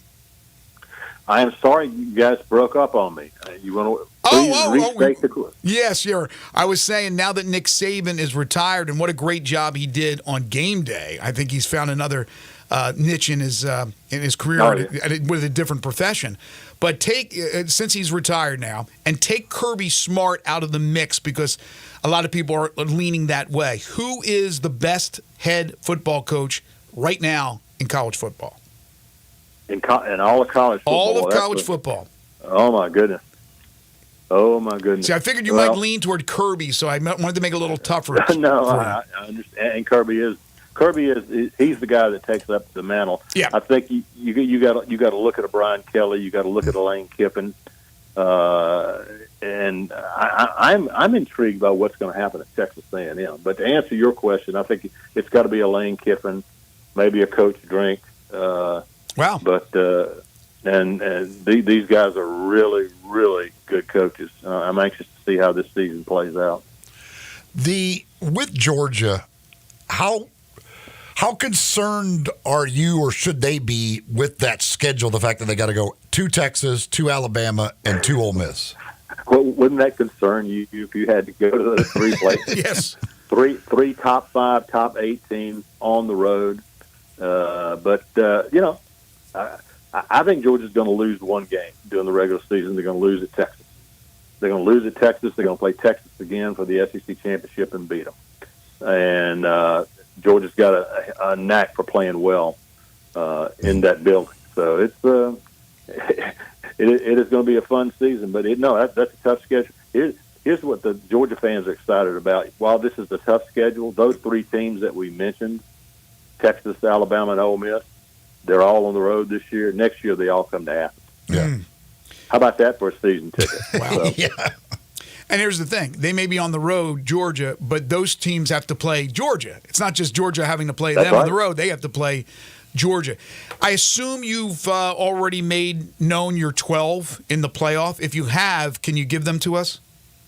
If I have my 12 team in front of me, there's memory involved. I know, Tony. I know all about that memory stuff. Believe me. All right. So the bottom line, my top 4 are Georgia, Texas, Florida State, because they're good if they win the ACC. Of course, the ACC champion will be in that slot, 3 or 4. Okay. And I've got Utah winning the Big 12. The Big 12. Utah is really good. They've got a proven quarterback. Yeah, and I assume you got Ohio State and Oregon in? Ohio State and Oregon are absolutely in. But they don't get a bye in the first. Well, Ohio State gets a bye in the first round because they're going to win the Big Ten. Yeah.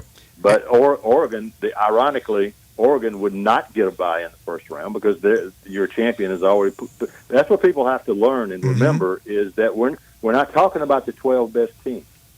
When we start filling out the bracket, you're gonna start with your 4 top conference winners. Yeah, they're guaranteed slots, and people have to remember that. Do you like the way they formatted this first year of the 12-team playoff? I do because it does reward conference champions, and what's going to be fun is explaining to the Notre Dame people how they went 12-0 and still couldn't crack the top 4. They're the number 5 seed. They will be. If Notre Dame goes undefeated, they can be ranked number 1 in every poll on the planet Earth except the one that comes from the selection committee, and they will be. But they'll be a number 5 seed at home playing in a college football playoff game. So that's not bad. No. Who do you have as the group of 5 representative? That will be you. You know you're speaking to Memphis tonight, right? Well, that's my point. I said I didn't want to give it away, but since you guys are on the phone, I'll give it to you now. I have Memphis as that spot. And Memphis will win the American Athletic Conference, but they will go automatically to the number 12 seed, and I can give you this, guys. My quarterfinals are Georgia versus Ole Miss. That is the first round are the teams that I told you, and got 5 versus 12. That's Oregon and Memphis, Notre Dame and Texas, Penn State and Alabama, Michigan and Ole Miss is the 8 versus 9 game. It's like a basketball tournament, man. This is going to be great. This is great. I mean, just hearing those names and those matchups, just unbelievable. Well, as everybody knows, Mr. College Football is an incredible journalist, and he penned his book. It's called The 19 of Green. He'll be selling that tonight at the Memphis Touchdown Club, signing it for the folks out there. So make sure you bring your checkbook or your cash or whatever the case may be. We talked a little bit about it last year when you joined us, Tony. For those who don't remember, give us the background of your novel. Well, first thing I want to mention, we are at the Hilton in Memphis, and in the fall of 1970, the courts ruled that schools in the state of Georgia would be completely integrated once and for all.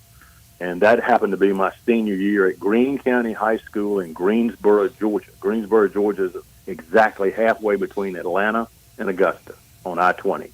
And this is a book about that first integrated team. We thought we were merging an all-white school and an all-black school, and we said, man, this is going to be great. We're going to have 60 guys on our team. We're going to be awesome.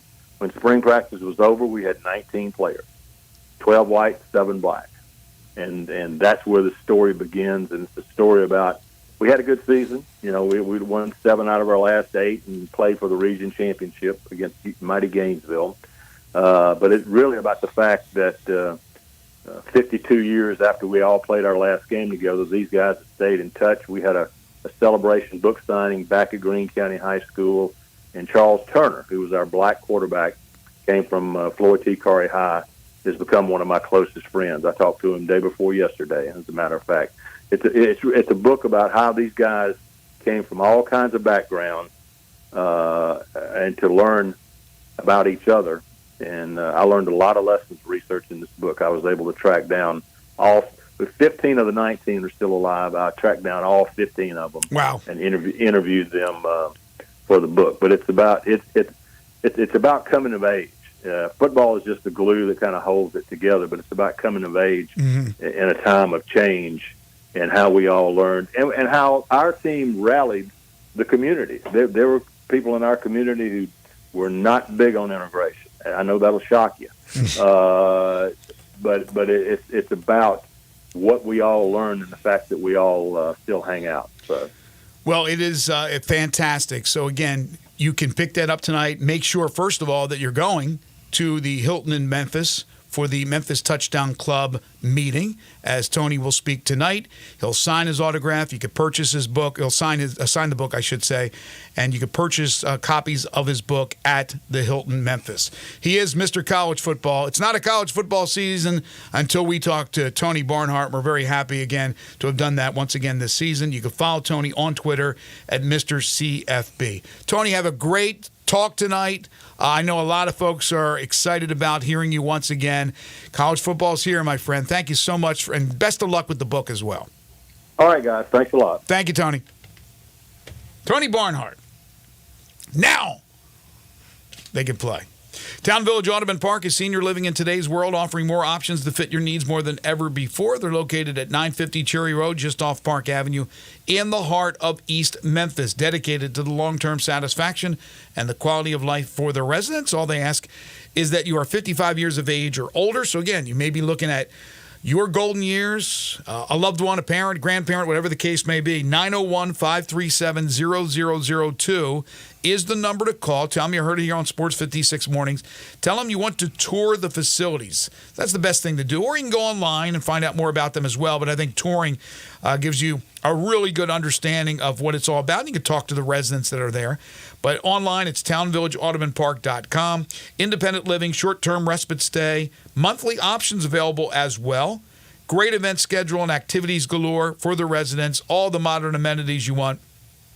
Apartments are they include, full kitchen, washer and dryer, all-inclusive resort-style dining, multiple venues, by the way, bi-weekly housekeeping, outpatient therapy, and then they have a community social area, features a fitness center, home theater, game rooms, indoor pool, whirlpool, 24-hour pantry, bistro, on and on and on, plus 5 landscape courtyards, resident gardening areas, dog park, gated parking, everything you need for those golden years.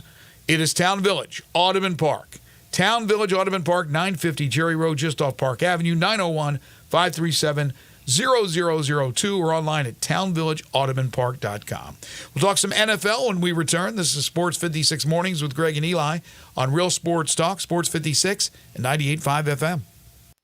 Be sure to follow us at Sports 56 WHBQ on Twitter, Facebook, Instagram, and YouTube to watch live video of our shows. Stay up to date with station events and have chances to win prizes.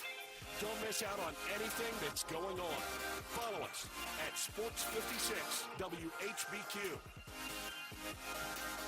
Drive like a pro and support a great cause during the sales drive at Landers Ford in Collierville, Landers Ford South in South Haven, and Landers Ford North in Covington. We've provided over 100 new Fords to be driven by the pros at the FedEx St. Jude Championship. Now they're all being sold with demo prices. That's right. Over 100 new Fords driven by the pros are being sold with demo pricing below market value. A portion of the proceeds go directly to the St. Jude's Children's Research Hospital. This is a once-a-year opportunity to trade up and drive like a pro while supporting a great cause. Visit LandersMemphis.com. That's LandersMemphis.com. Or come see us at Landers Ford in Collierville, Landers Ford South in South Haven, or Landers Ford North in Covington. With our Landers Easy Pass, you can get top dollar for your trade-in to help you save even more. Don't miss your chance. Reserve your demo price new Ford driven by a pro at the FedEx St. Jude Championship and lock in low APR financing. Remember, if it doesn't say Landers, you paid too much. Welcome to the Rendezvous. This is John Vergas. When my dad started the Rendezvous in 1948, I don't think anyone could have imagined we'd still be serving shoulder, cheese plates, and our world-famous dry rub ribs 75 years later. But we are still here in the basement, in an alley in downtown Memphis. We sincerely thank you for making the Rendezvous what it is today. Charlie Vergas Rendezvous. A legendary experience for over 75 years, whether you dine in, pick up, or ship across the country.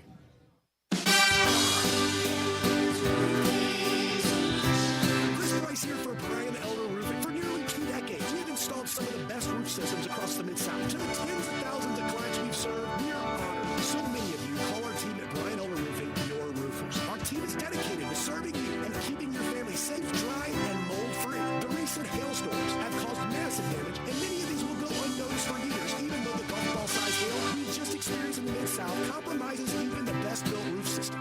Whether we find damage or not, your photos are securely stored for future reference. Call Brian Elder Roofing today for a total evaluation of your entire roof system free. We will not try to sell you a roof if all you need is a repair. Call me at 901-867-0303. That's 901-867-0303. Or visit us online at BrianElderRoofing.com.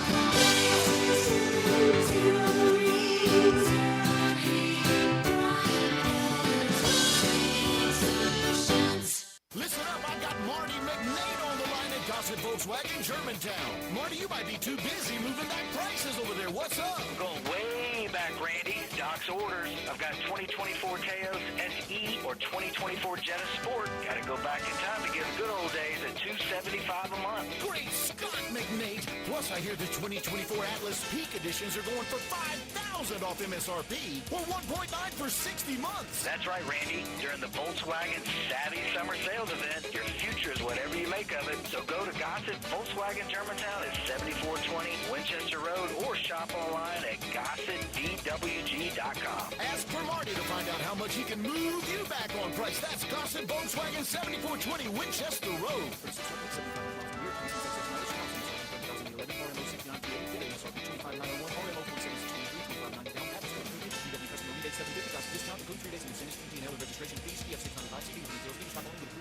Now back to Sports 56 Mornings on Sports 56 and 98.5 FM. This hour is brought to you by James Gaddis Jewelers. Diamonds are forever. Woo! Here once again, Greg Gaston and Eli Savoy.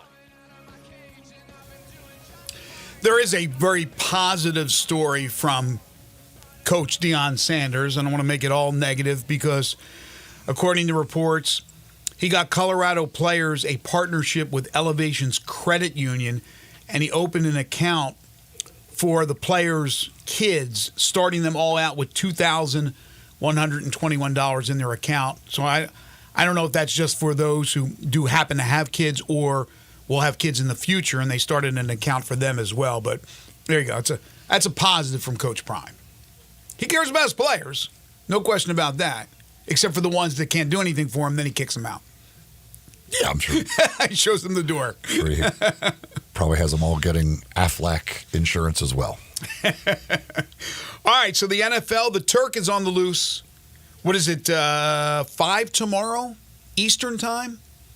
Teams have to make their cuts? Yeah, tomorrow afternoon. I'm not sure exactly what time it is, but yeah, tomorrow afternoon. Going to be down to 53, 45 active, 8 practice squad, if I'm correct with those numbers. Dolphins cut quarterback Mike White, former Jet quarterback. Saw Boston Scott was let go, running back from the Rams. There'll be a number of significant names today and tomorrow that you will be reading about. Some that will be picked up by other teams. Some that will unfortunately have their NFL careers come to an end. But it'll be interesting to see what happens. There's going to be quite an interesting group. Could be some future Memphis showboats. Could be some future Memphis showboats. I mean, there's some teams right now that have 4 quarterbacks, and they're certainly not keeping 4 quarterbacks. Some will not even keep 3 quarterbacks, although you have that emergency quarterback now. Speaking of quarterbacks, really good performance by Trey Lance for the Cowboys through 5 picks. Yeah. Well, again, if Dak goes down, is he the backup or is it Cooper Rush? Rush, well, I think will be the... Okay. Is there a chance they could cut Lance? I don't know. I mean, I think they'll probably keep him as the third, but I mean, I guess there's a chance. So 2 weeks until the season begins. We'll make our NFL predictions a week from this Wednesday, but they have 2 weeks. So they're making the cuts, figuring out what they're going to do with certain lineups as far as, battles that are going on, who wins what battle in the on the 2 deep. But the other situation is teams that have a player that's holding out. Whether it be Dallas, what are they doing with CeeDee Lamb? Will they get a deal done? It doesn't look like Dak will have a deal before the season, but Dak's playing. What's going on with Brandon Ayuk in San Francisco? What's going on with Jamar Chase in Cincinnati? There's also Williams, right? The left tackle for San Francisco. Trent. Is Trent holding out? I don't. Is he? I don't. Or is it similar to Dak, where they're just trying to get a new long-term contract done? I think he's there. But those situations have to be figured out, and they will in the next 2 weeks. You would think. I mean, some could linger into the season, but I always think that the team has the advantage. Because once you start missing games, that's 1/17 of your check.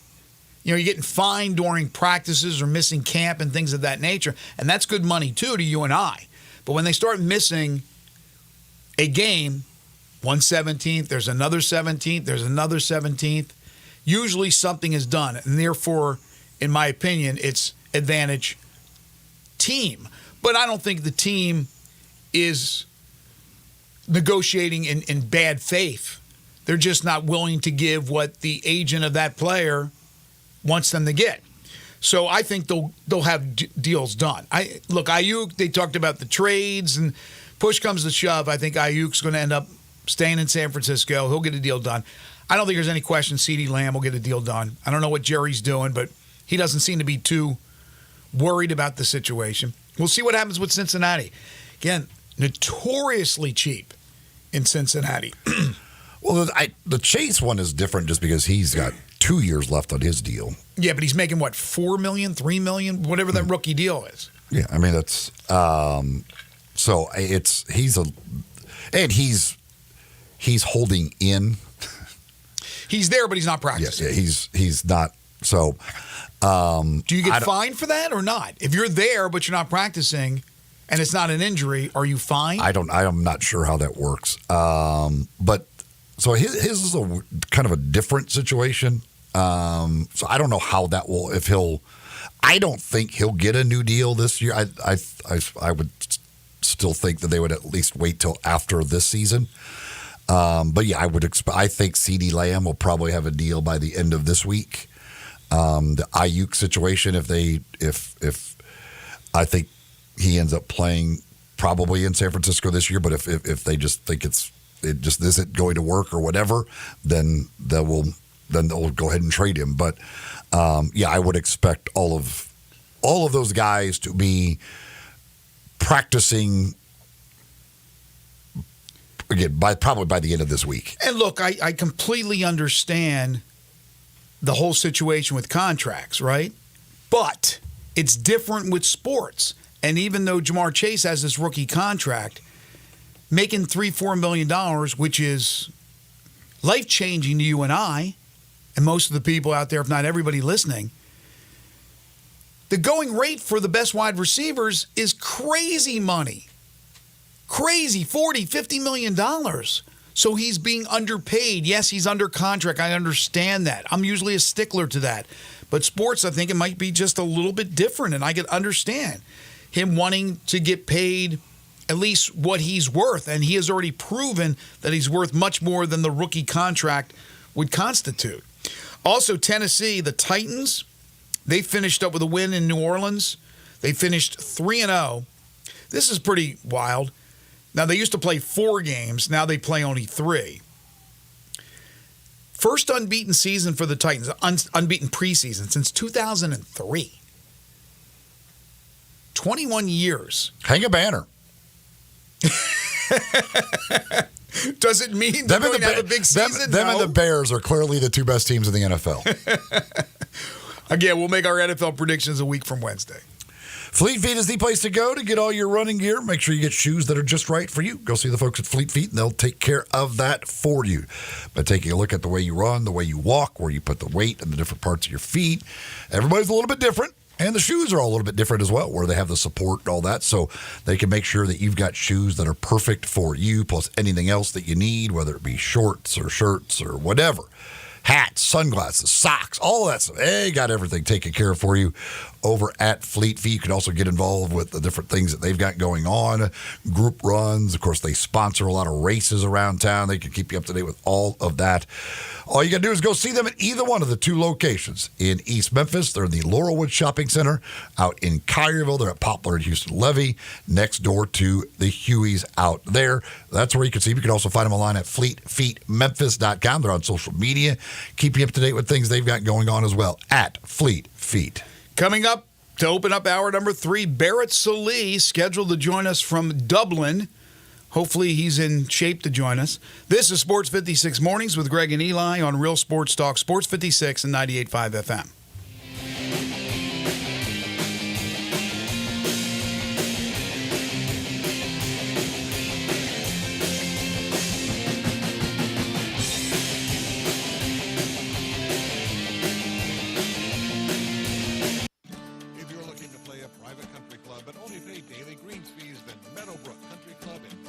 Arkansas is the place for you. At Meadowbrook Country Club in West Memphis, you can now play a beautiful, challenging course for only $59. Meadowbrook Country Club features champion Bermuda greens and is now available to everyone. A membership is $350 per month and includes tennis, pickleball, and swimming, plus a great restaurant and bar, all less than 15 minutes from downtown and midtown Memphis. Meadowbrook Golf Pro Mark can even fix you up with custom-made tricks on and Cleveland clubs. If golf isn't for you, try the social membership for only $250 a month. And there's 2 levels of all-inclusive junior memberships, $20 to $29 for $200 a month and $30 to $34 for $250 a month. Call for your tee time today at Meadowbrook Country Club, 870-394-4186. Now semi-private Tuesday through Sunday. Meadowbrook Country Club in West Memphis, 870-394-4186. Hi, this is Troy Fiveash, owner of Fiveash Roofing. In these uncertain economic times, there are so many things as a contractor and a business owner that I cannot control. The rising cost of materials, not to mention fuel and transportation costs. In the last 2 years, shingle prices have almost doubled, and commercial materials have doubled. And I don't have to tell you what fuel costs these days. But you know what I can control? How much markup I put on a project.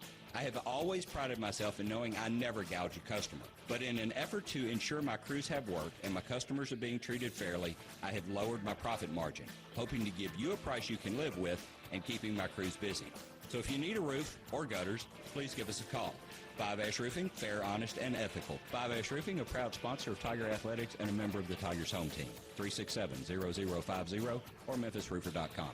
367-0050 or memphisroofer.com.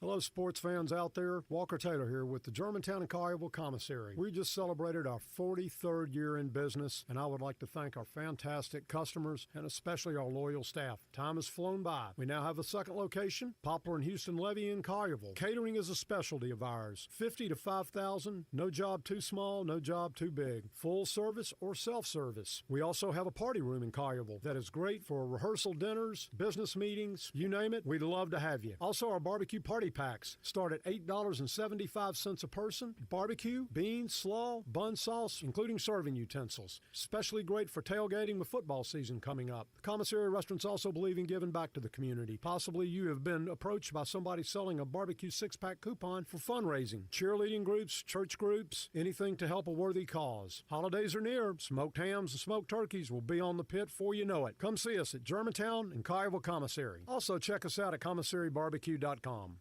Picture this, a stranger with a crowbar. Pries open a window. A fire breaks out in the kitchen. In moments like these, every second counts. That's why you need SimpliSafe Home Security. Their 24/7 monitoring agents act within 5 seconds of receiving your alarm, assessing the situation, and sending emergency responders. Go to SimpliSafeCollins.com to save 20% on a new system today. Just go to SimpliSafeCollins.com. There's no safe like SimpliSafe. They're taking care of beerness in Memphis, right on the river with Grind City Brewing and all of their great products. Look, this was a dream come true for a father and son duo. And if you have not been to that brewery right on the river, just to the north of downtown, you're really missing something special. And now you can't miss their products. Wherever you go, you see a brand new label. It's clean, it's beautiful, it's distinctive. You'll know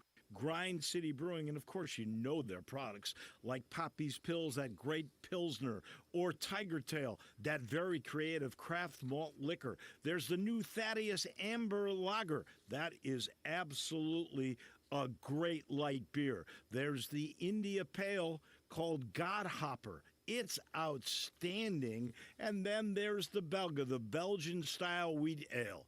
They keep bringing hits at Grind City Brewing.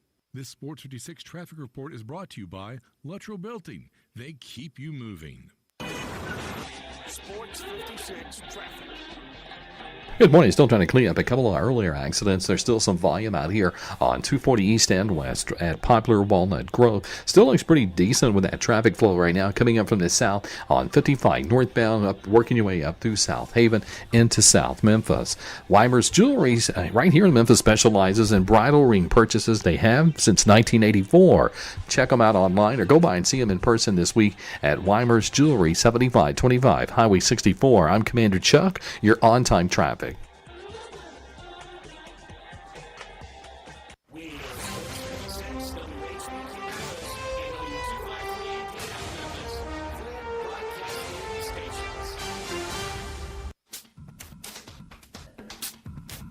Now back to Sports 56 mornings on Sports 56 and 98.5 FM. This hour brought to you by Jenkins Floors and More. Here once again are Greg Gaston and Eli Savoy.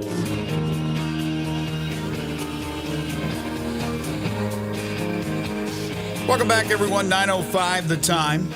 Welcome in if you're just tuning into the program. Greg Gaston, Eli Savoy, Zach Boyd with you. Final hour for us today on this Monday, August 26th, 2024. We are broadcasting live and in color from the Family Leisure Studios. Family Leisure, where family and fun come together. The world's biggest spa sale continues at 2120 Whitten Road, just north of I-40. Currently at 73 degrees, and we'll get up to 98 today. We'll be pressing 100. Another hot, humid day, about 71 tonight. Clear skies for a low. Hour 3 is brought to you by Jenkins Floors and More. Have you had a chance to visit yet?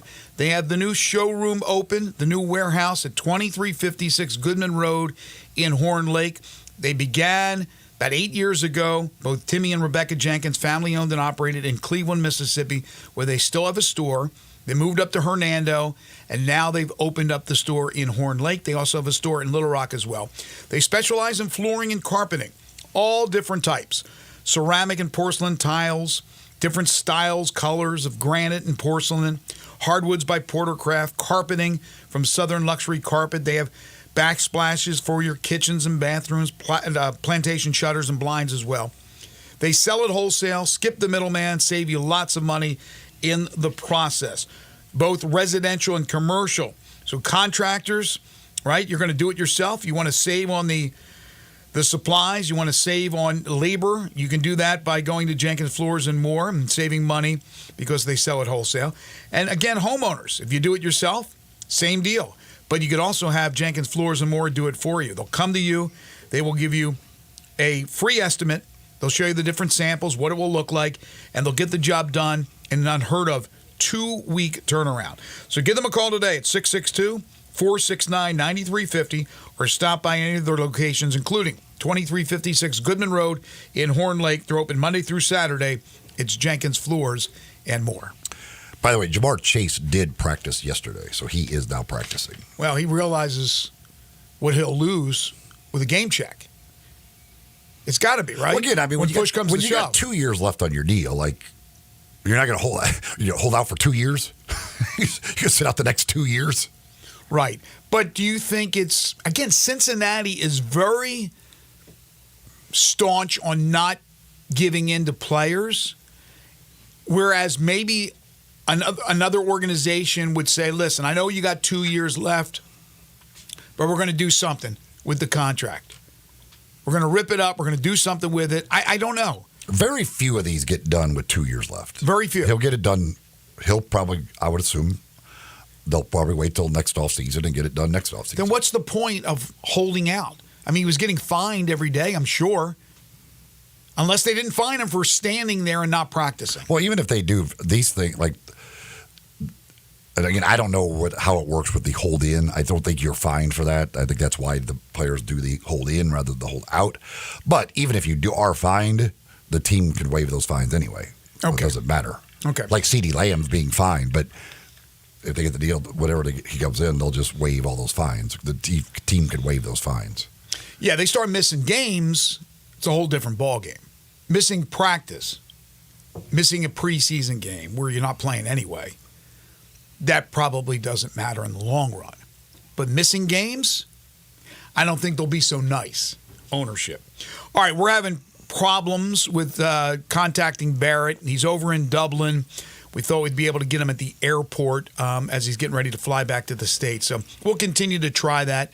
If we can get him, we can get him. If not, no big deal. We'll continue on. We got a number of topics to get to. We've talked a lot of college football today. We had Tony Barnhart on at 8:25. If you missed it, we'll have it up on the website, sportsmemphis.com. You can also hit us up on the Sissy's Log Cabin listener lines at 901-360-8255. All right, so Major League Baseball from the weekend. Aaron Judge has now homered in 5 of the last 6 Yankees games, including a 2-home run game yesterday. He is now up to 51 dingers on the season. He's up to 122 runs batted in. He is on pace to hit 63 home runs, which would eclipse his mark in the American League. They continue to throw to Judge. He continues to hit home runs. But, point well taken last week when you mentioned it's hard to pitch around him when you have Stanton, who's healthy again, hitting a home run. Soto, I think he's up to, 38? 37, 38. That's a career high. He continues to bomb. Torres in a home run. He's not had a great year. Gleyber Torres. If those guys are all hitting like that in the postseason, it's going to be tough to beat them. Meanwhile, the Dodgers are back to the best record in baseball, and Shohei Ohtani is a big part of it. He did reach the 40-40 club as he's the 6th or 7th player to reach the 40-40, 40 home runs, 40 stolen bases. He had his 40th dinger on Friday, got his 41st on Saturday, so he's up to 41 home runs, and he got his 40th stolen base during that game on Friday as well. So he has a chance. He's on pace. Again, there's still a lot of time, depending on if he plays the bulk of the games, to get to 50-50, which has never happened. He also started to throw off the mound. He's not pitching this year, but starting to throw as he comes back from the surgery. And so becoming a dual player, two-way player will happen once again next year. He got to the 40-40 club in 126 games. The previous fastest guy was Alfonso Soriano in 147 games. Wow. So he's 21 games faster than anybody had ever gotten to 40-40. Aaron Judge now, that's 47 home runs in his last 102 games. So almost a home run every 2 games for the last 100 games. I mean, it is, he is a machine. I know you have to pick your poison.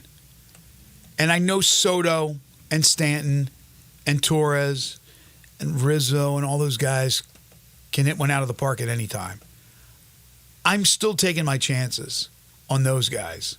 Soto is unbelievable. Well, Soto's on base. Like the problem is Soto's always on base when Judge comes up. So if you're walking in, now you're putting 2 on for Well, I'd Stanton. rather have 2 on than a 2-run home run. I'd rather have 2 on base than 2 on the board because it just seems like, as you said, those numbers are nuts. 47 in 102 games? That's crazy. That's bonkers. So, I don't know. I mean, he's got a 10 home run lead over anybody else in baseball, with Shohei being second at 41. I mean, 10 home run lead. Speaking of home runs, friend of the show, Brett Rooker, with his 30th home run for the A's on Saturday, that is now a career high for him. All-Star year last year, should have been an All-Star this year, but another great year for Rooker, the pride of ECS. Today, history will be made in Major League Baseball. This is crazy, this story. With Danny Jansen, who will become the first player ever to play for both teams in the same game. Explain for those who don't know. Well, that's a suspended game between the Blue Jays and the Red Sox, and he's actually at bat. Technically, right now in the game, he's at bat. Although that was for the other team. He's no longer with that team. So when the game is resumed today, he will not be at bat. It'll be somebody in his place. But by rule, he is allowed to finish the game for his new team. So he will be in the box score for both teams once this game is completed, which is bizarre as hell. Years down the road, when you look back at that box score, that'll be very confusing for people. Don't think it's a misprint. But yeah, he will be the first one ever to do it. I remember there's been guys who've gotten traded in the middle of a game and have to leave the field, all that stuff. But that's a very strange situation to have played for both teams in the same game. Unique to say the least. The Chicago White Sox, nice round number now, 100 losses, 31-100, on pace to become the worst team in Major League Baseball history record-wise. I guess it's just insane to be that bad. 31 games to go. So what do they have to do now in their final 31 games? The record is the Phillies. How many was it? It was 61 Phillies? 62 Phillies? I'm trying to remember that number off the top of my head, if you have it there. What do the White Sox have to do to avoid it?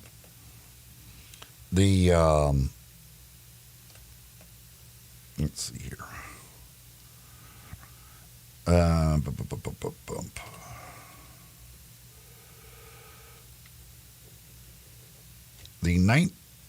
Well, that's not with a 162 game schedule. Right. It's the Phillies, wasn't it? The 1916 Philadelphia Athletics went 36 and 117. So that was 153 games. The Braves in 35 went 38 and 115. Okay. And then the Mets, 62 Mets, I think they only played 160, not 162, but they went 40 and 120. So there wasn't a bad Phillies team in the early 60s? Early 60s? So I guess it was the A's? What I was thinking of, I knew there was like a really hard Philadelphia team. Philadelphia's got some. The 28 Phillies were 143. The 39 Phillies 145. The 45 Phillies 146. Nothing in the early 60s, though. 1960s. Okay, so the number is 40 we're talking about here? Right? Yeah, that Mets is the... In 160 games. Okay, so the White Sox are playing, obviously, 2 more than that, so 162. So 9 more wins gets them to 40. 31 games. If they go 9 and 22, they get to 40, but would technically have the worst record because they'd have 2 more losses. So to get to 41, they got to win 10. They got to win 10 of 32. Go 10 and 22. They have no chance. Not based on their current rate of winning. If you're only winning that 23% right now. Yeah. So what that would be about a quarter of their games. That would be 8, basically. That'd be basically 7 wins, probably. Yeah. That'd be 7 wins the rest of the way. Right. So they come up short. They're only a minus 276 run differential. And the Yankees are what? A plus, like... Yankees are plus 128. Thought they were even more than that. The White Sox have scored a robust 408 runs on the year. There is no... the Marlins are the only other team that's below 500 at 483. Like the Yankees have scored 669 runs. Yeah, it's the White Sox. So in other words, it's historically bad. 261 more runs the Yankees have scored than the White Sox. Wow. If a federal bankruptcy judge approves, Diamond Sports Group will continue to carry games for 13 NBA teams, including the Grizzlies. So all that talk and what may happen to the Grizzlies games, it seems like it will come to a conclusion favorably where you'll see the games the way you've always seen them.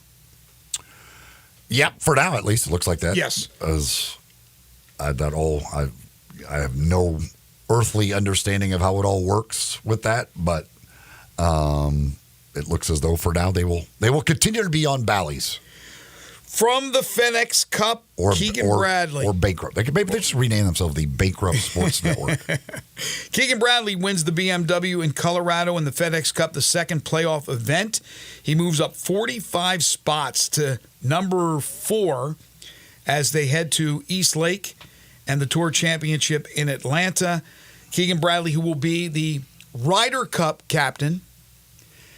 This year it's the President's Cup, and now the talk is, well, with Keegan Bradley winning and where he is in the standings, he absolutely has to be a captain's pick for the President's Cup, even though he was shunned in the last Ryder Cup. The top 6 have already clinched their spots, including Schauffele and Scheffler. But I would think Keegan Bradley would be picked. Who's the captain for the America's Cup? I mean, for the President's Cup this year, for the American team? That is...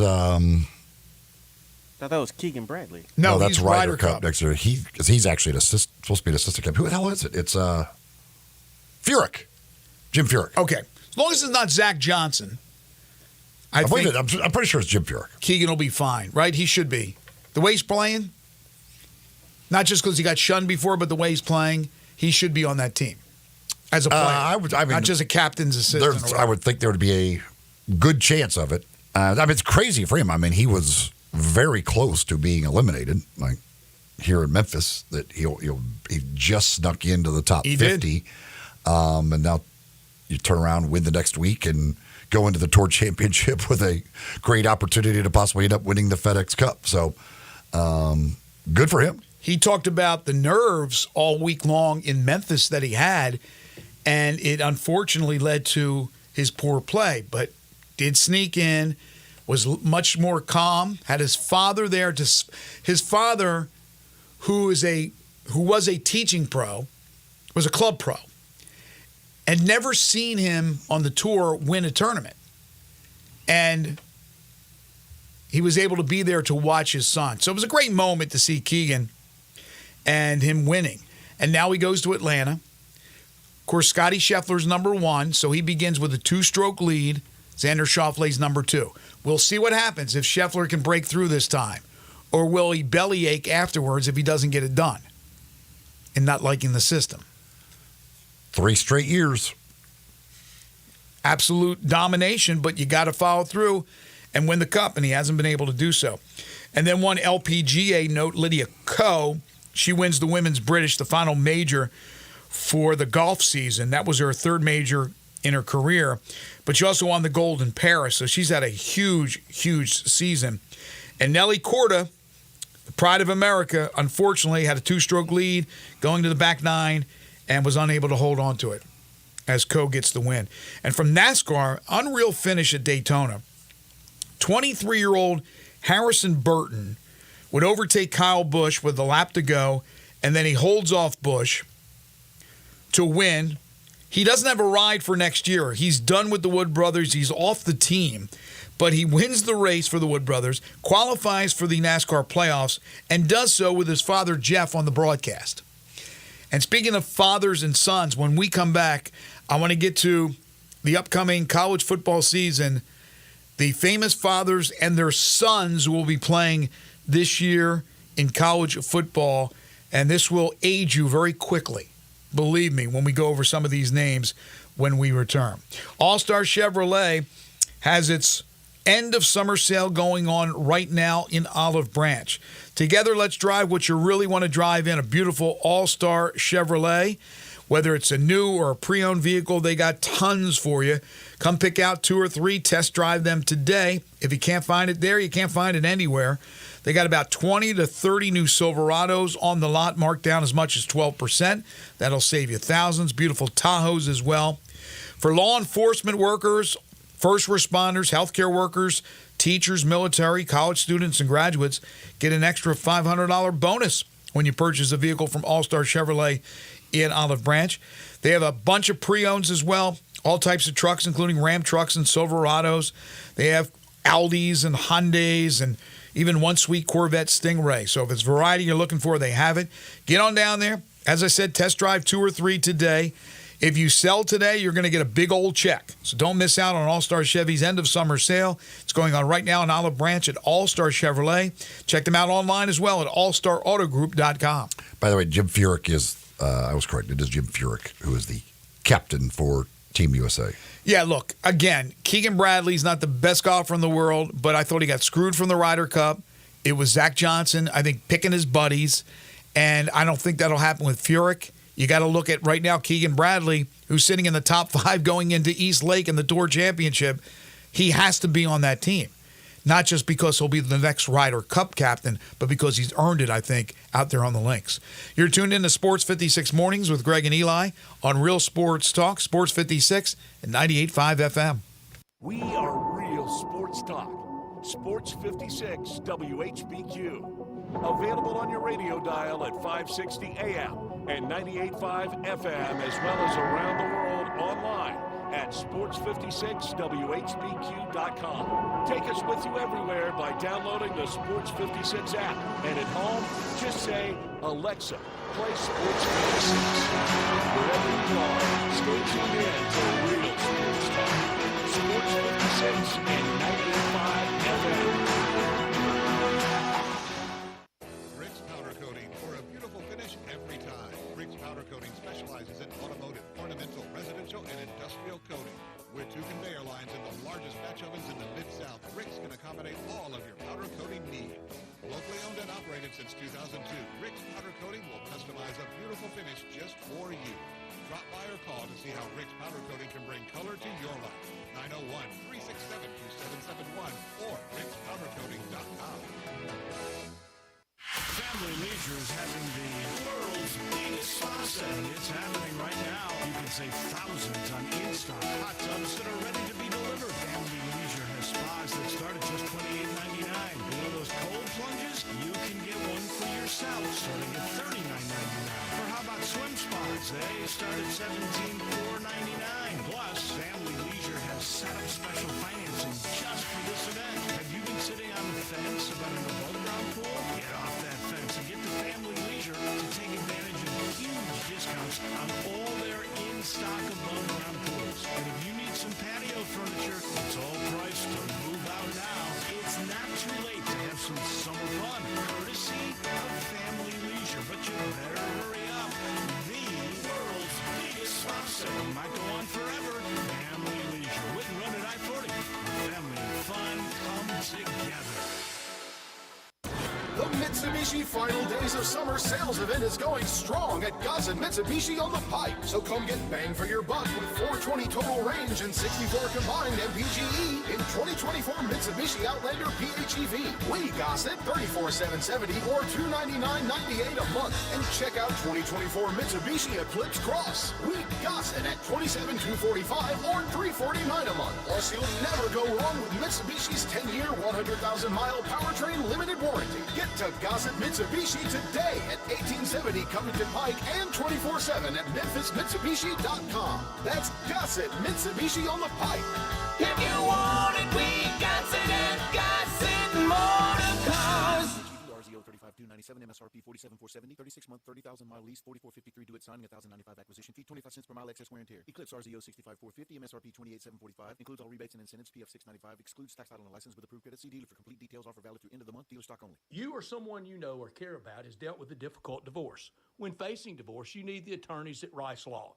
Nick and Larry Rice lead the firm with 3 generations and 7 decades of experience. Located in Memphis, serving the entire state of Tennessee and North Mississippi. Rice Law is who you need to call. Simple or difficult divorce, they know how to handle it. Call Rice Law at 901-526-6701, or for more information, visit them at aboutdivorce.com. That's aboutdivorce.com. Chris Price here for Brian Elder Roofing. For nearly 2 decades, we've installed some of the best roof systems across the Mid-South. To the tens of thousands of clients we've served, we are honored. So many of you call our team at Brian Elder Roofing your roofers. Our team is dedicated to serving you and keeping your family safe, dry, and mold-free. The recent hailstorms have caused massive damage, and many of these will go unnoticed for years, even though the golf ball-sized hail we just experienced in the Mid-South compromises even the best-built roof system. Whether we find damage or not, your photos are securely stored for future reference. Call Brian Elder Roofing today for a total evaluation of your entire roof system free. We will not try to sell you a roof if all you need is a repair. Call me at 901-867-0303. That's 901-867-0303. Or visit us online at brianelderroofing.com.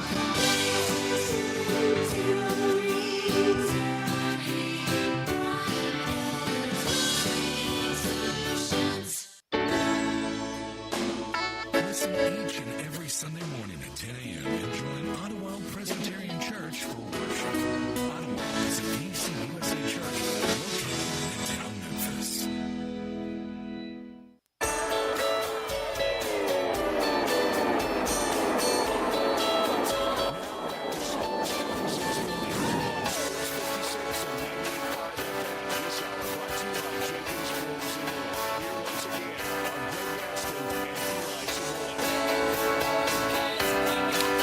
Our buddy John Barlas texts me and reminds me that the Phillies, I knew it was the 61 Phillies, I couldn't remember their record. They were 47-107. So compared to a few of these others, fantastic. They killed the White Sox. They crushed the White Sox, but actually one of the worst records in baseball history. This will age you quite a bit. Some of these you know, some you may not know. It's funny because we just talked about, or at least I talked about, NASCAR and Jeff Burton on the broadcast team announcing his son Harrison, who's 22 years of age, winning his first NASCAR race and winning at Daytona, which was quite a treat, I'm sure, for him. But here are some other famous sons that will be playing for famous fathers in college football this year. Of course, you know, with Colorado, you have Shedeur Sanders and Shiloh Sanders playing for Coach Prime. Rice quarterback E.J. Warner, Kurt Warner's son, was actually with Temple last year and transfers to Rice. Nebraska quarterback Dylan Raiola, his father Dominic played for Detroit. Marshall quarterback Cole Pennington. Of course, his father was a star at Marshall, Chad Pennington, where he teamed up with Randy Moss. Whatever happened to that guy? UCLA quarterback Henry Hasselbeck. That's Matt Hasselbeck's son. Now, that'll age you right there. Matt Hasselbeck's son playing college football. Owen McCown, Josh McCown's son, is the UTSA quarterback, one of them. Texas A&M running back E.J. Smith is Emmitt Smith's son. Did you know that? Your favorite player? Howard running back Eden James, Edgerrin James' son. Texas A&M wide receiver Musa Muhammad III, Musha Muhammad's son. Michigan State wide receiver Antonio Gates Jr., Antonio Gates' son. Minnesota wide receiver Christian Driver, Donald Driver's son. LSU tight end Mason Taylor is Hall of Famer Jason Taylor's son, but not playing on the defensive side, playing tight end on the offensive side. Nebraska linebacker Willis McGahee IV. Father Willis, again, linebacker where his father Willis was a star running back. Washington linebacker Carson Bruner, that's Mark Bruner's son. Tennessee defensive back Christian Harrison is Rodney Harrison's son. I did not know that. Notre Dame safety Kennedy Urlacher, Brian Urlacher's son. Notre Dame safety Jordan Clark is Ryan Clark's son. And Louisville kicker A.J. Vinatieri, Adam Vinatieri's son. Some of these guys... You didn't mention the one that had the big game this past weekend. R.J. Maryland. Russell Maryland's son, right. 162 yards and a touchdown. Again, playing offense. His father was a star playing defense. Yeah, I'm sure this is not a full list here, obviously, without the Marylands. But, man, some of these guys, like some, okay, Emmitt Smith's son, all right, I understand that. But some of these other guys, wow, they already have sons that old playing college football. That definitely ages you. No question about it. Speaking of father and son, the Harrisons, both father and son, now both being sued by Fanatics. Yeah, what is up with that? What's going on? I tried to read about the lawsuit and I did not. It's too complicated. It's about signatures on contracts. That's all I know. It's who signed what or something, and it is because it is very, very confusing as to what is actually happening. I don't know, but it's a lot about signatures, and apparently Marvin Harrison Sr. signed something instead of Harrison Jr.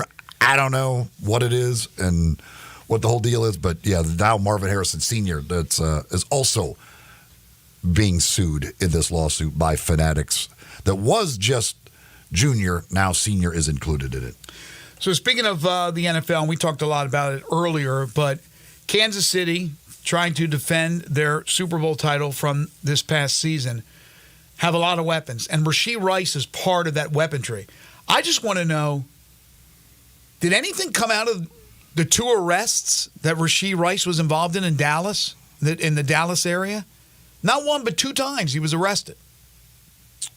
I don't know where those stand as far as legally, where he is, what the situation is with those right now.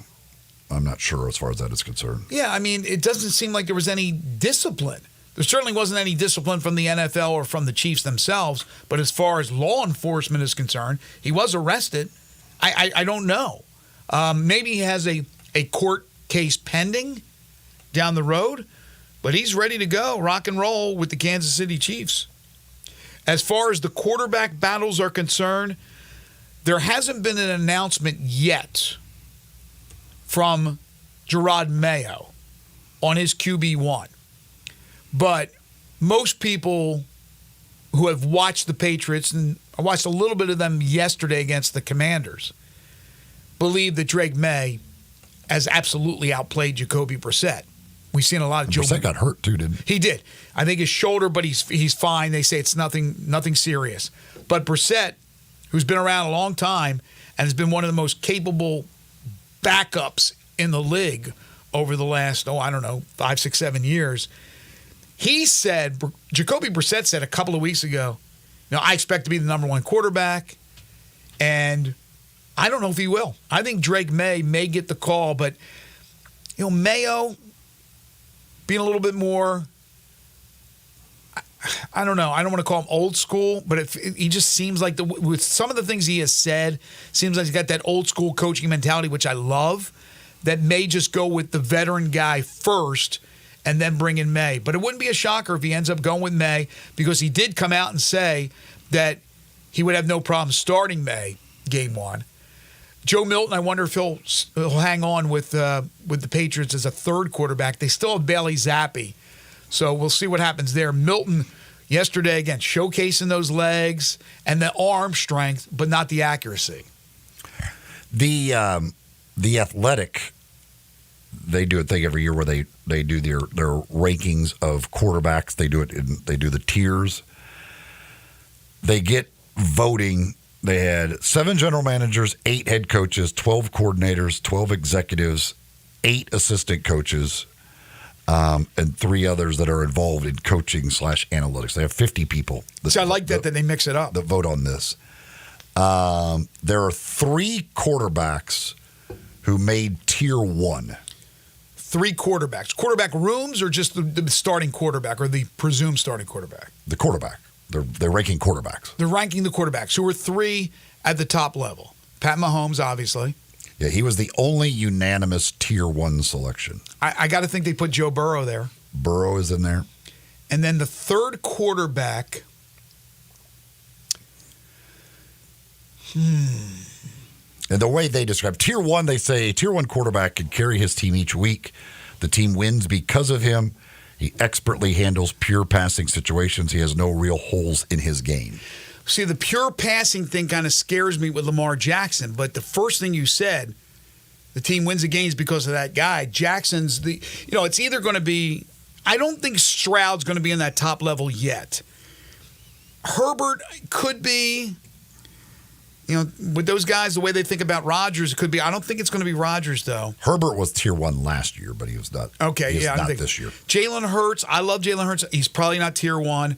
I'm trying to go through the quarterbacks here.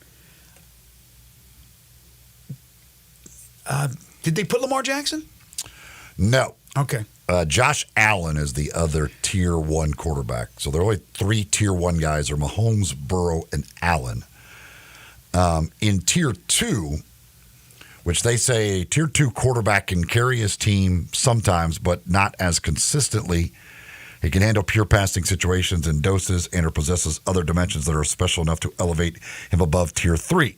He has a hole or 2 in his game. How many guys on they that list? have 1, 2, 3, 4, 5, 6, 7, 8, 9, 10, 11 guys in tier 2. 11 guys.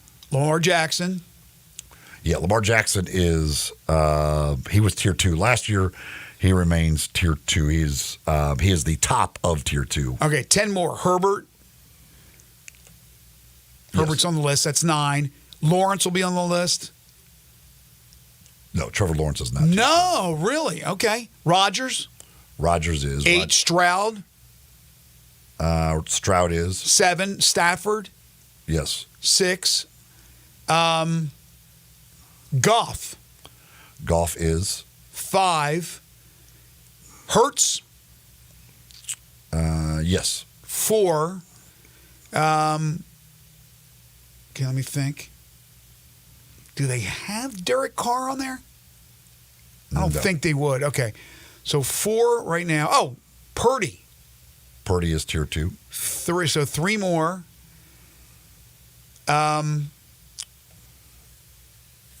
Certainly don't have Watson. Do they have Tua? No. Okay. So 3.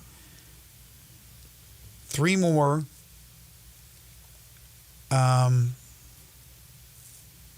Hang on. There's a rather obvious one. Yeah, I'm just. If I look up NFL teams here in front of me, if I pop that on, hang on one second. I'll get it. NFL. Hold on. So I got 3 more to go. And the Wheel of Death Okay, so now I got to go through every team. Dak. Dak, yes. Yeah. So 2 more. Let's see. One of them just switched teams.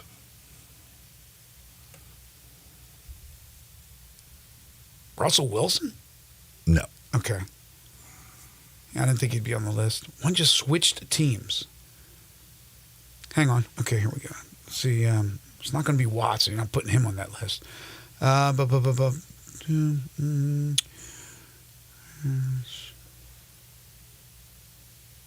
Did you say one, Zach?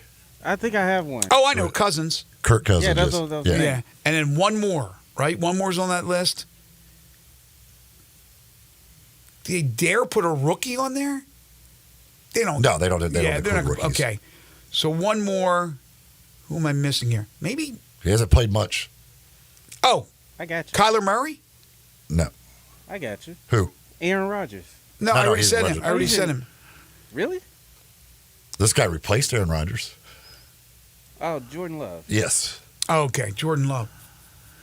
So somebody like Jordan Love over Geno Smith?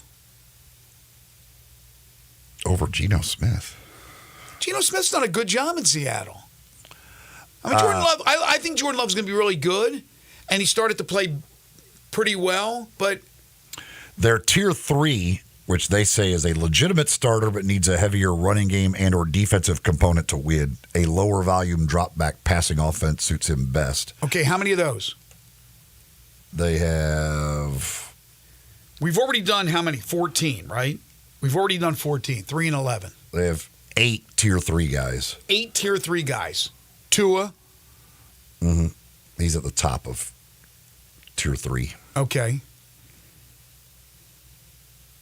So they got Watson in there, right? Yes. That's 6. So 6 more. Levis? No. Wow. Bryce Young? No. Derek Carr? Yes. So 5.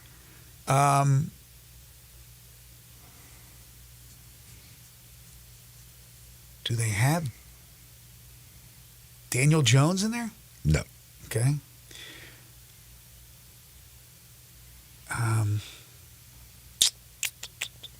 Oh, Baker. Yes. That's 4. Let's see. Geno. Geno Smith is 3. Kyler Murray. Yeah. So 2. 2 more. Want to give me a hint on these? It can't be somebody like... Well, one's an old guy. One you've said both of the names already.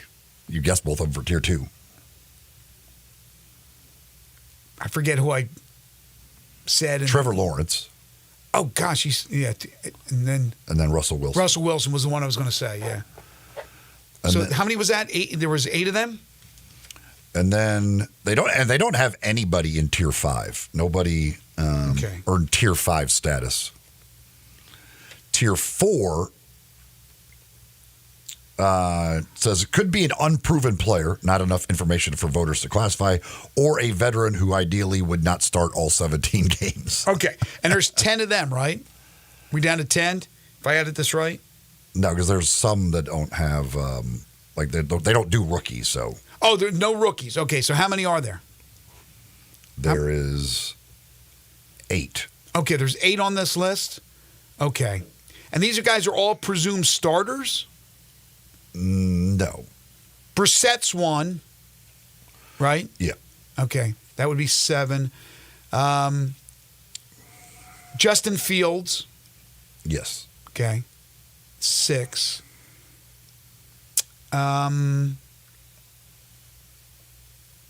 Your boy. Oh, Anthony Richardson. Yes. 5. So Flacco's not even on the list, right? No. He might end up starting if Richardson gets hurt. 5. Okay, how about somebody like... I mean, the rest of the starting... I mean... Well, like is Stidham on that list, even though he's not going to start for Denver? Who else? Oh, okay. One would be Minshew. Mm-hmm. Right? Do they put O'Connell on there too? No. Okay, so Jones. Mm-hmm. Commanders will start. No, they got the rookie, Daniels. Chicago. Lions, Bucks. Bryce Young. Mm-hmm. And then, how many is left? 2, I believe. 2? I think I've got. Will Levis. Okay, Levis, that's right. And Sam Darnold. Darnold, yep. All right. Jacoby Brissett is, I guess him and Sam Darnold both tied as the lowest of the 30 that they voted on. So Zach Wilson wasn't on that list. Did you see his game over the weekend? Looked good. He'll be the third-string quarterback, I assume, for Denver, unless they do something like cut Stidham. Stidham, by the way, said he was not happy. He says, I'm a first-string quarterback. I'm a QB1. I was very disappointed to lose the starting job to the rookie Bo Nix. You should be disappointed. Zach Wilson, I know like it just imploded in New York, but he's better than a third-string quarterback. No, he's not. He's not. He's not?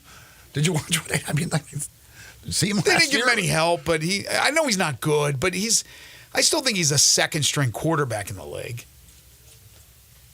You don't want him starting for you. He's not Paxton Lynch. You don't want him starting for you.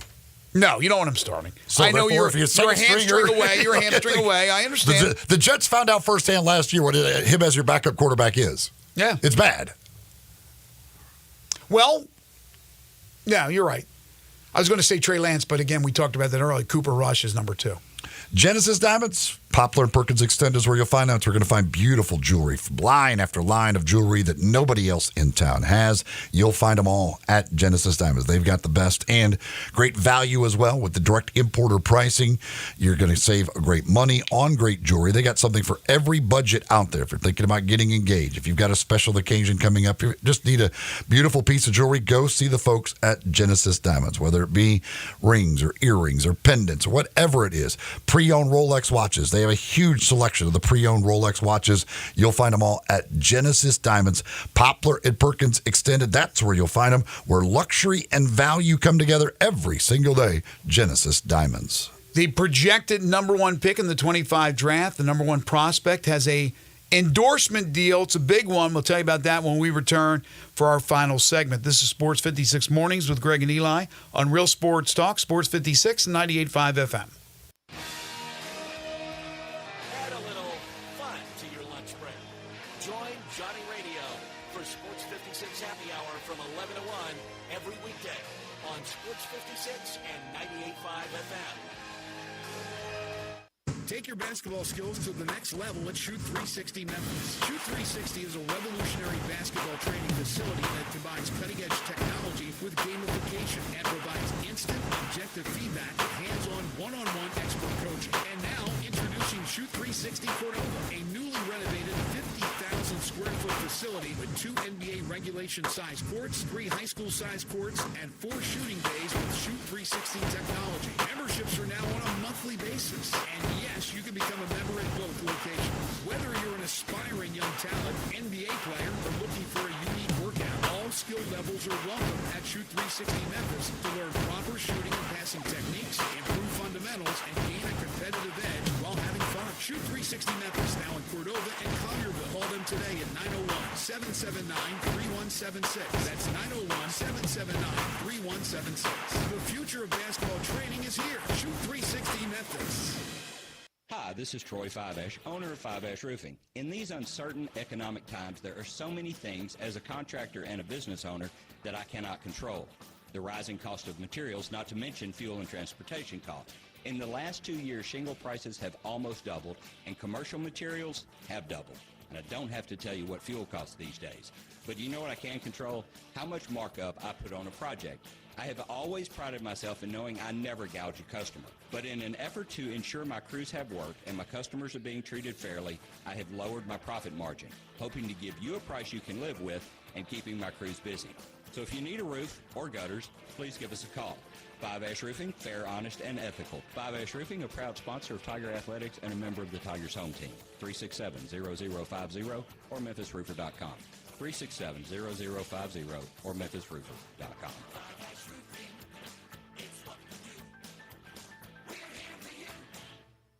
Are you ready to make this the summer event rock and Ronnie? Because the place to buy is Gossett Chrysler Dodge Jeep Ram Fiat on the Pike. I'm ready, Randy. Check this out. A 2024 Jeep Compass Sport four-wheel drive, $2,700 or $398 a month. 2024 Jeep Compass Sport 4x4, $2,790 or $398 a month. Or take your pick. A 2023 Dodge Challenger RT or a 2024 Ram 1500 Quad Cab Tradesman two-wheel drive, $38,990 or $579 a month. Rock and Ronnie says drive past the rest and come to the NASDAQ. Gossett Chrysler Jeep Dodge Ram Fiat on the Pike. Or shop us anytime online at GossettMotorCars.net.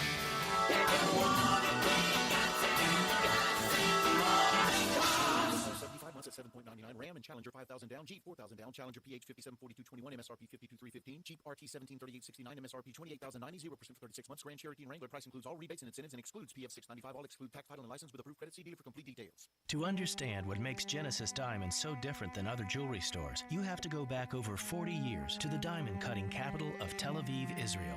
That's where Genesis owner Boaz Ramon grew up, in the center of the diamond universe. His connections with the best diamond cutters allowed him special access, giving rise to a thriving wholesale business here in the United States.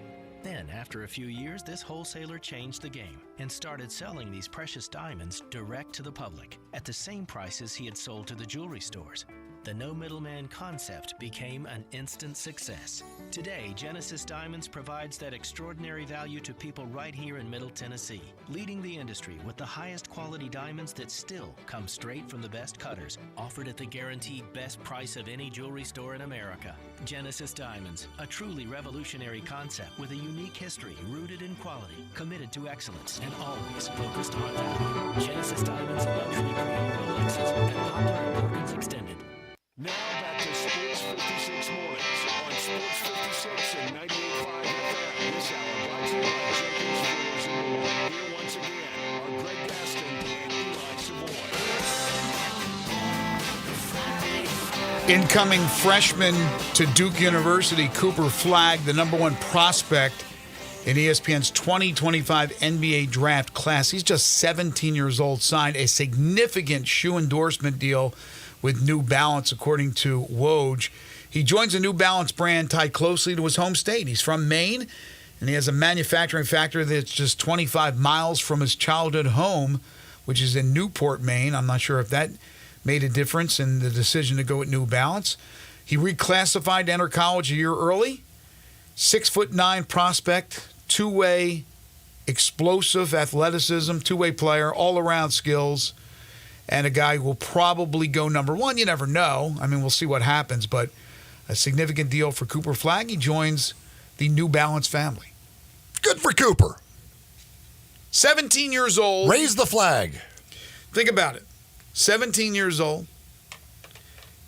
Reclassified, so he would have been a senior in high school. Big man on campus. Can barely legally drive, let alone 4 years away from legally drink, and he'll be a multimillionaire. Great for him. Good work if he can find it. Not it's bad. nice to be 6'9" with talent, right? Congratulations to the Lake May Florida Little Leaguers. Yes. On their Little League World Series title. Beat Taiwan. The walk-off error.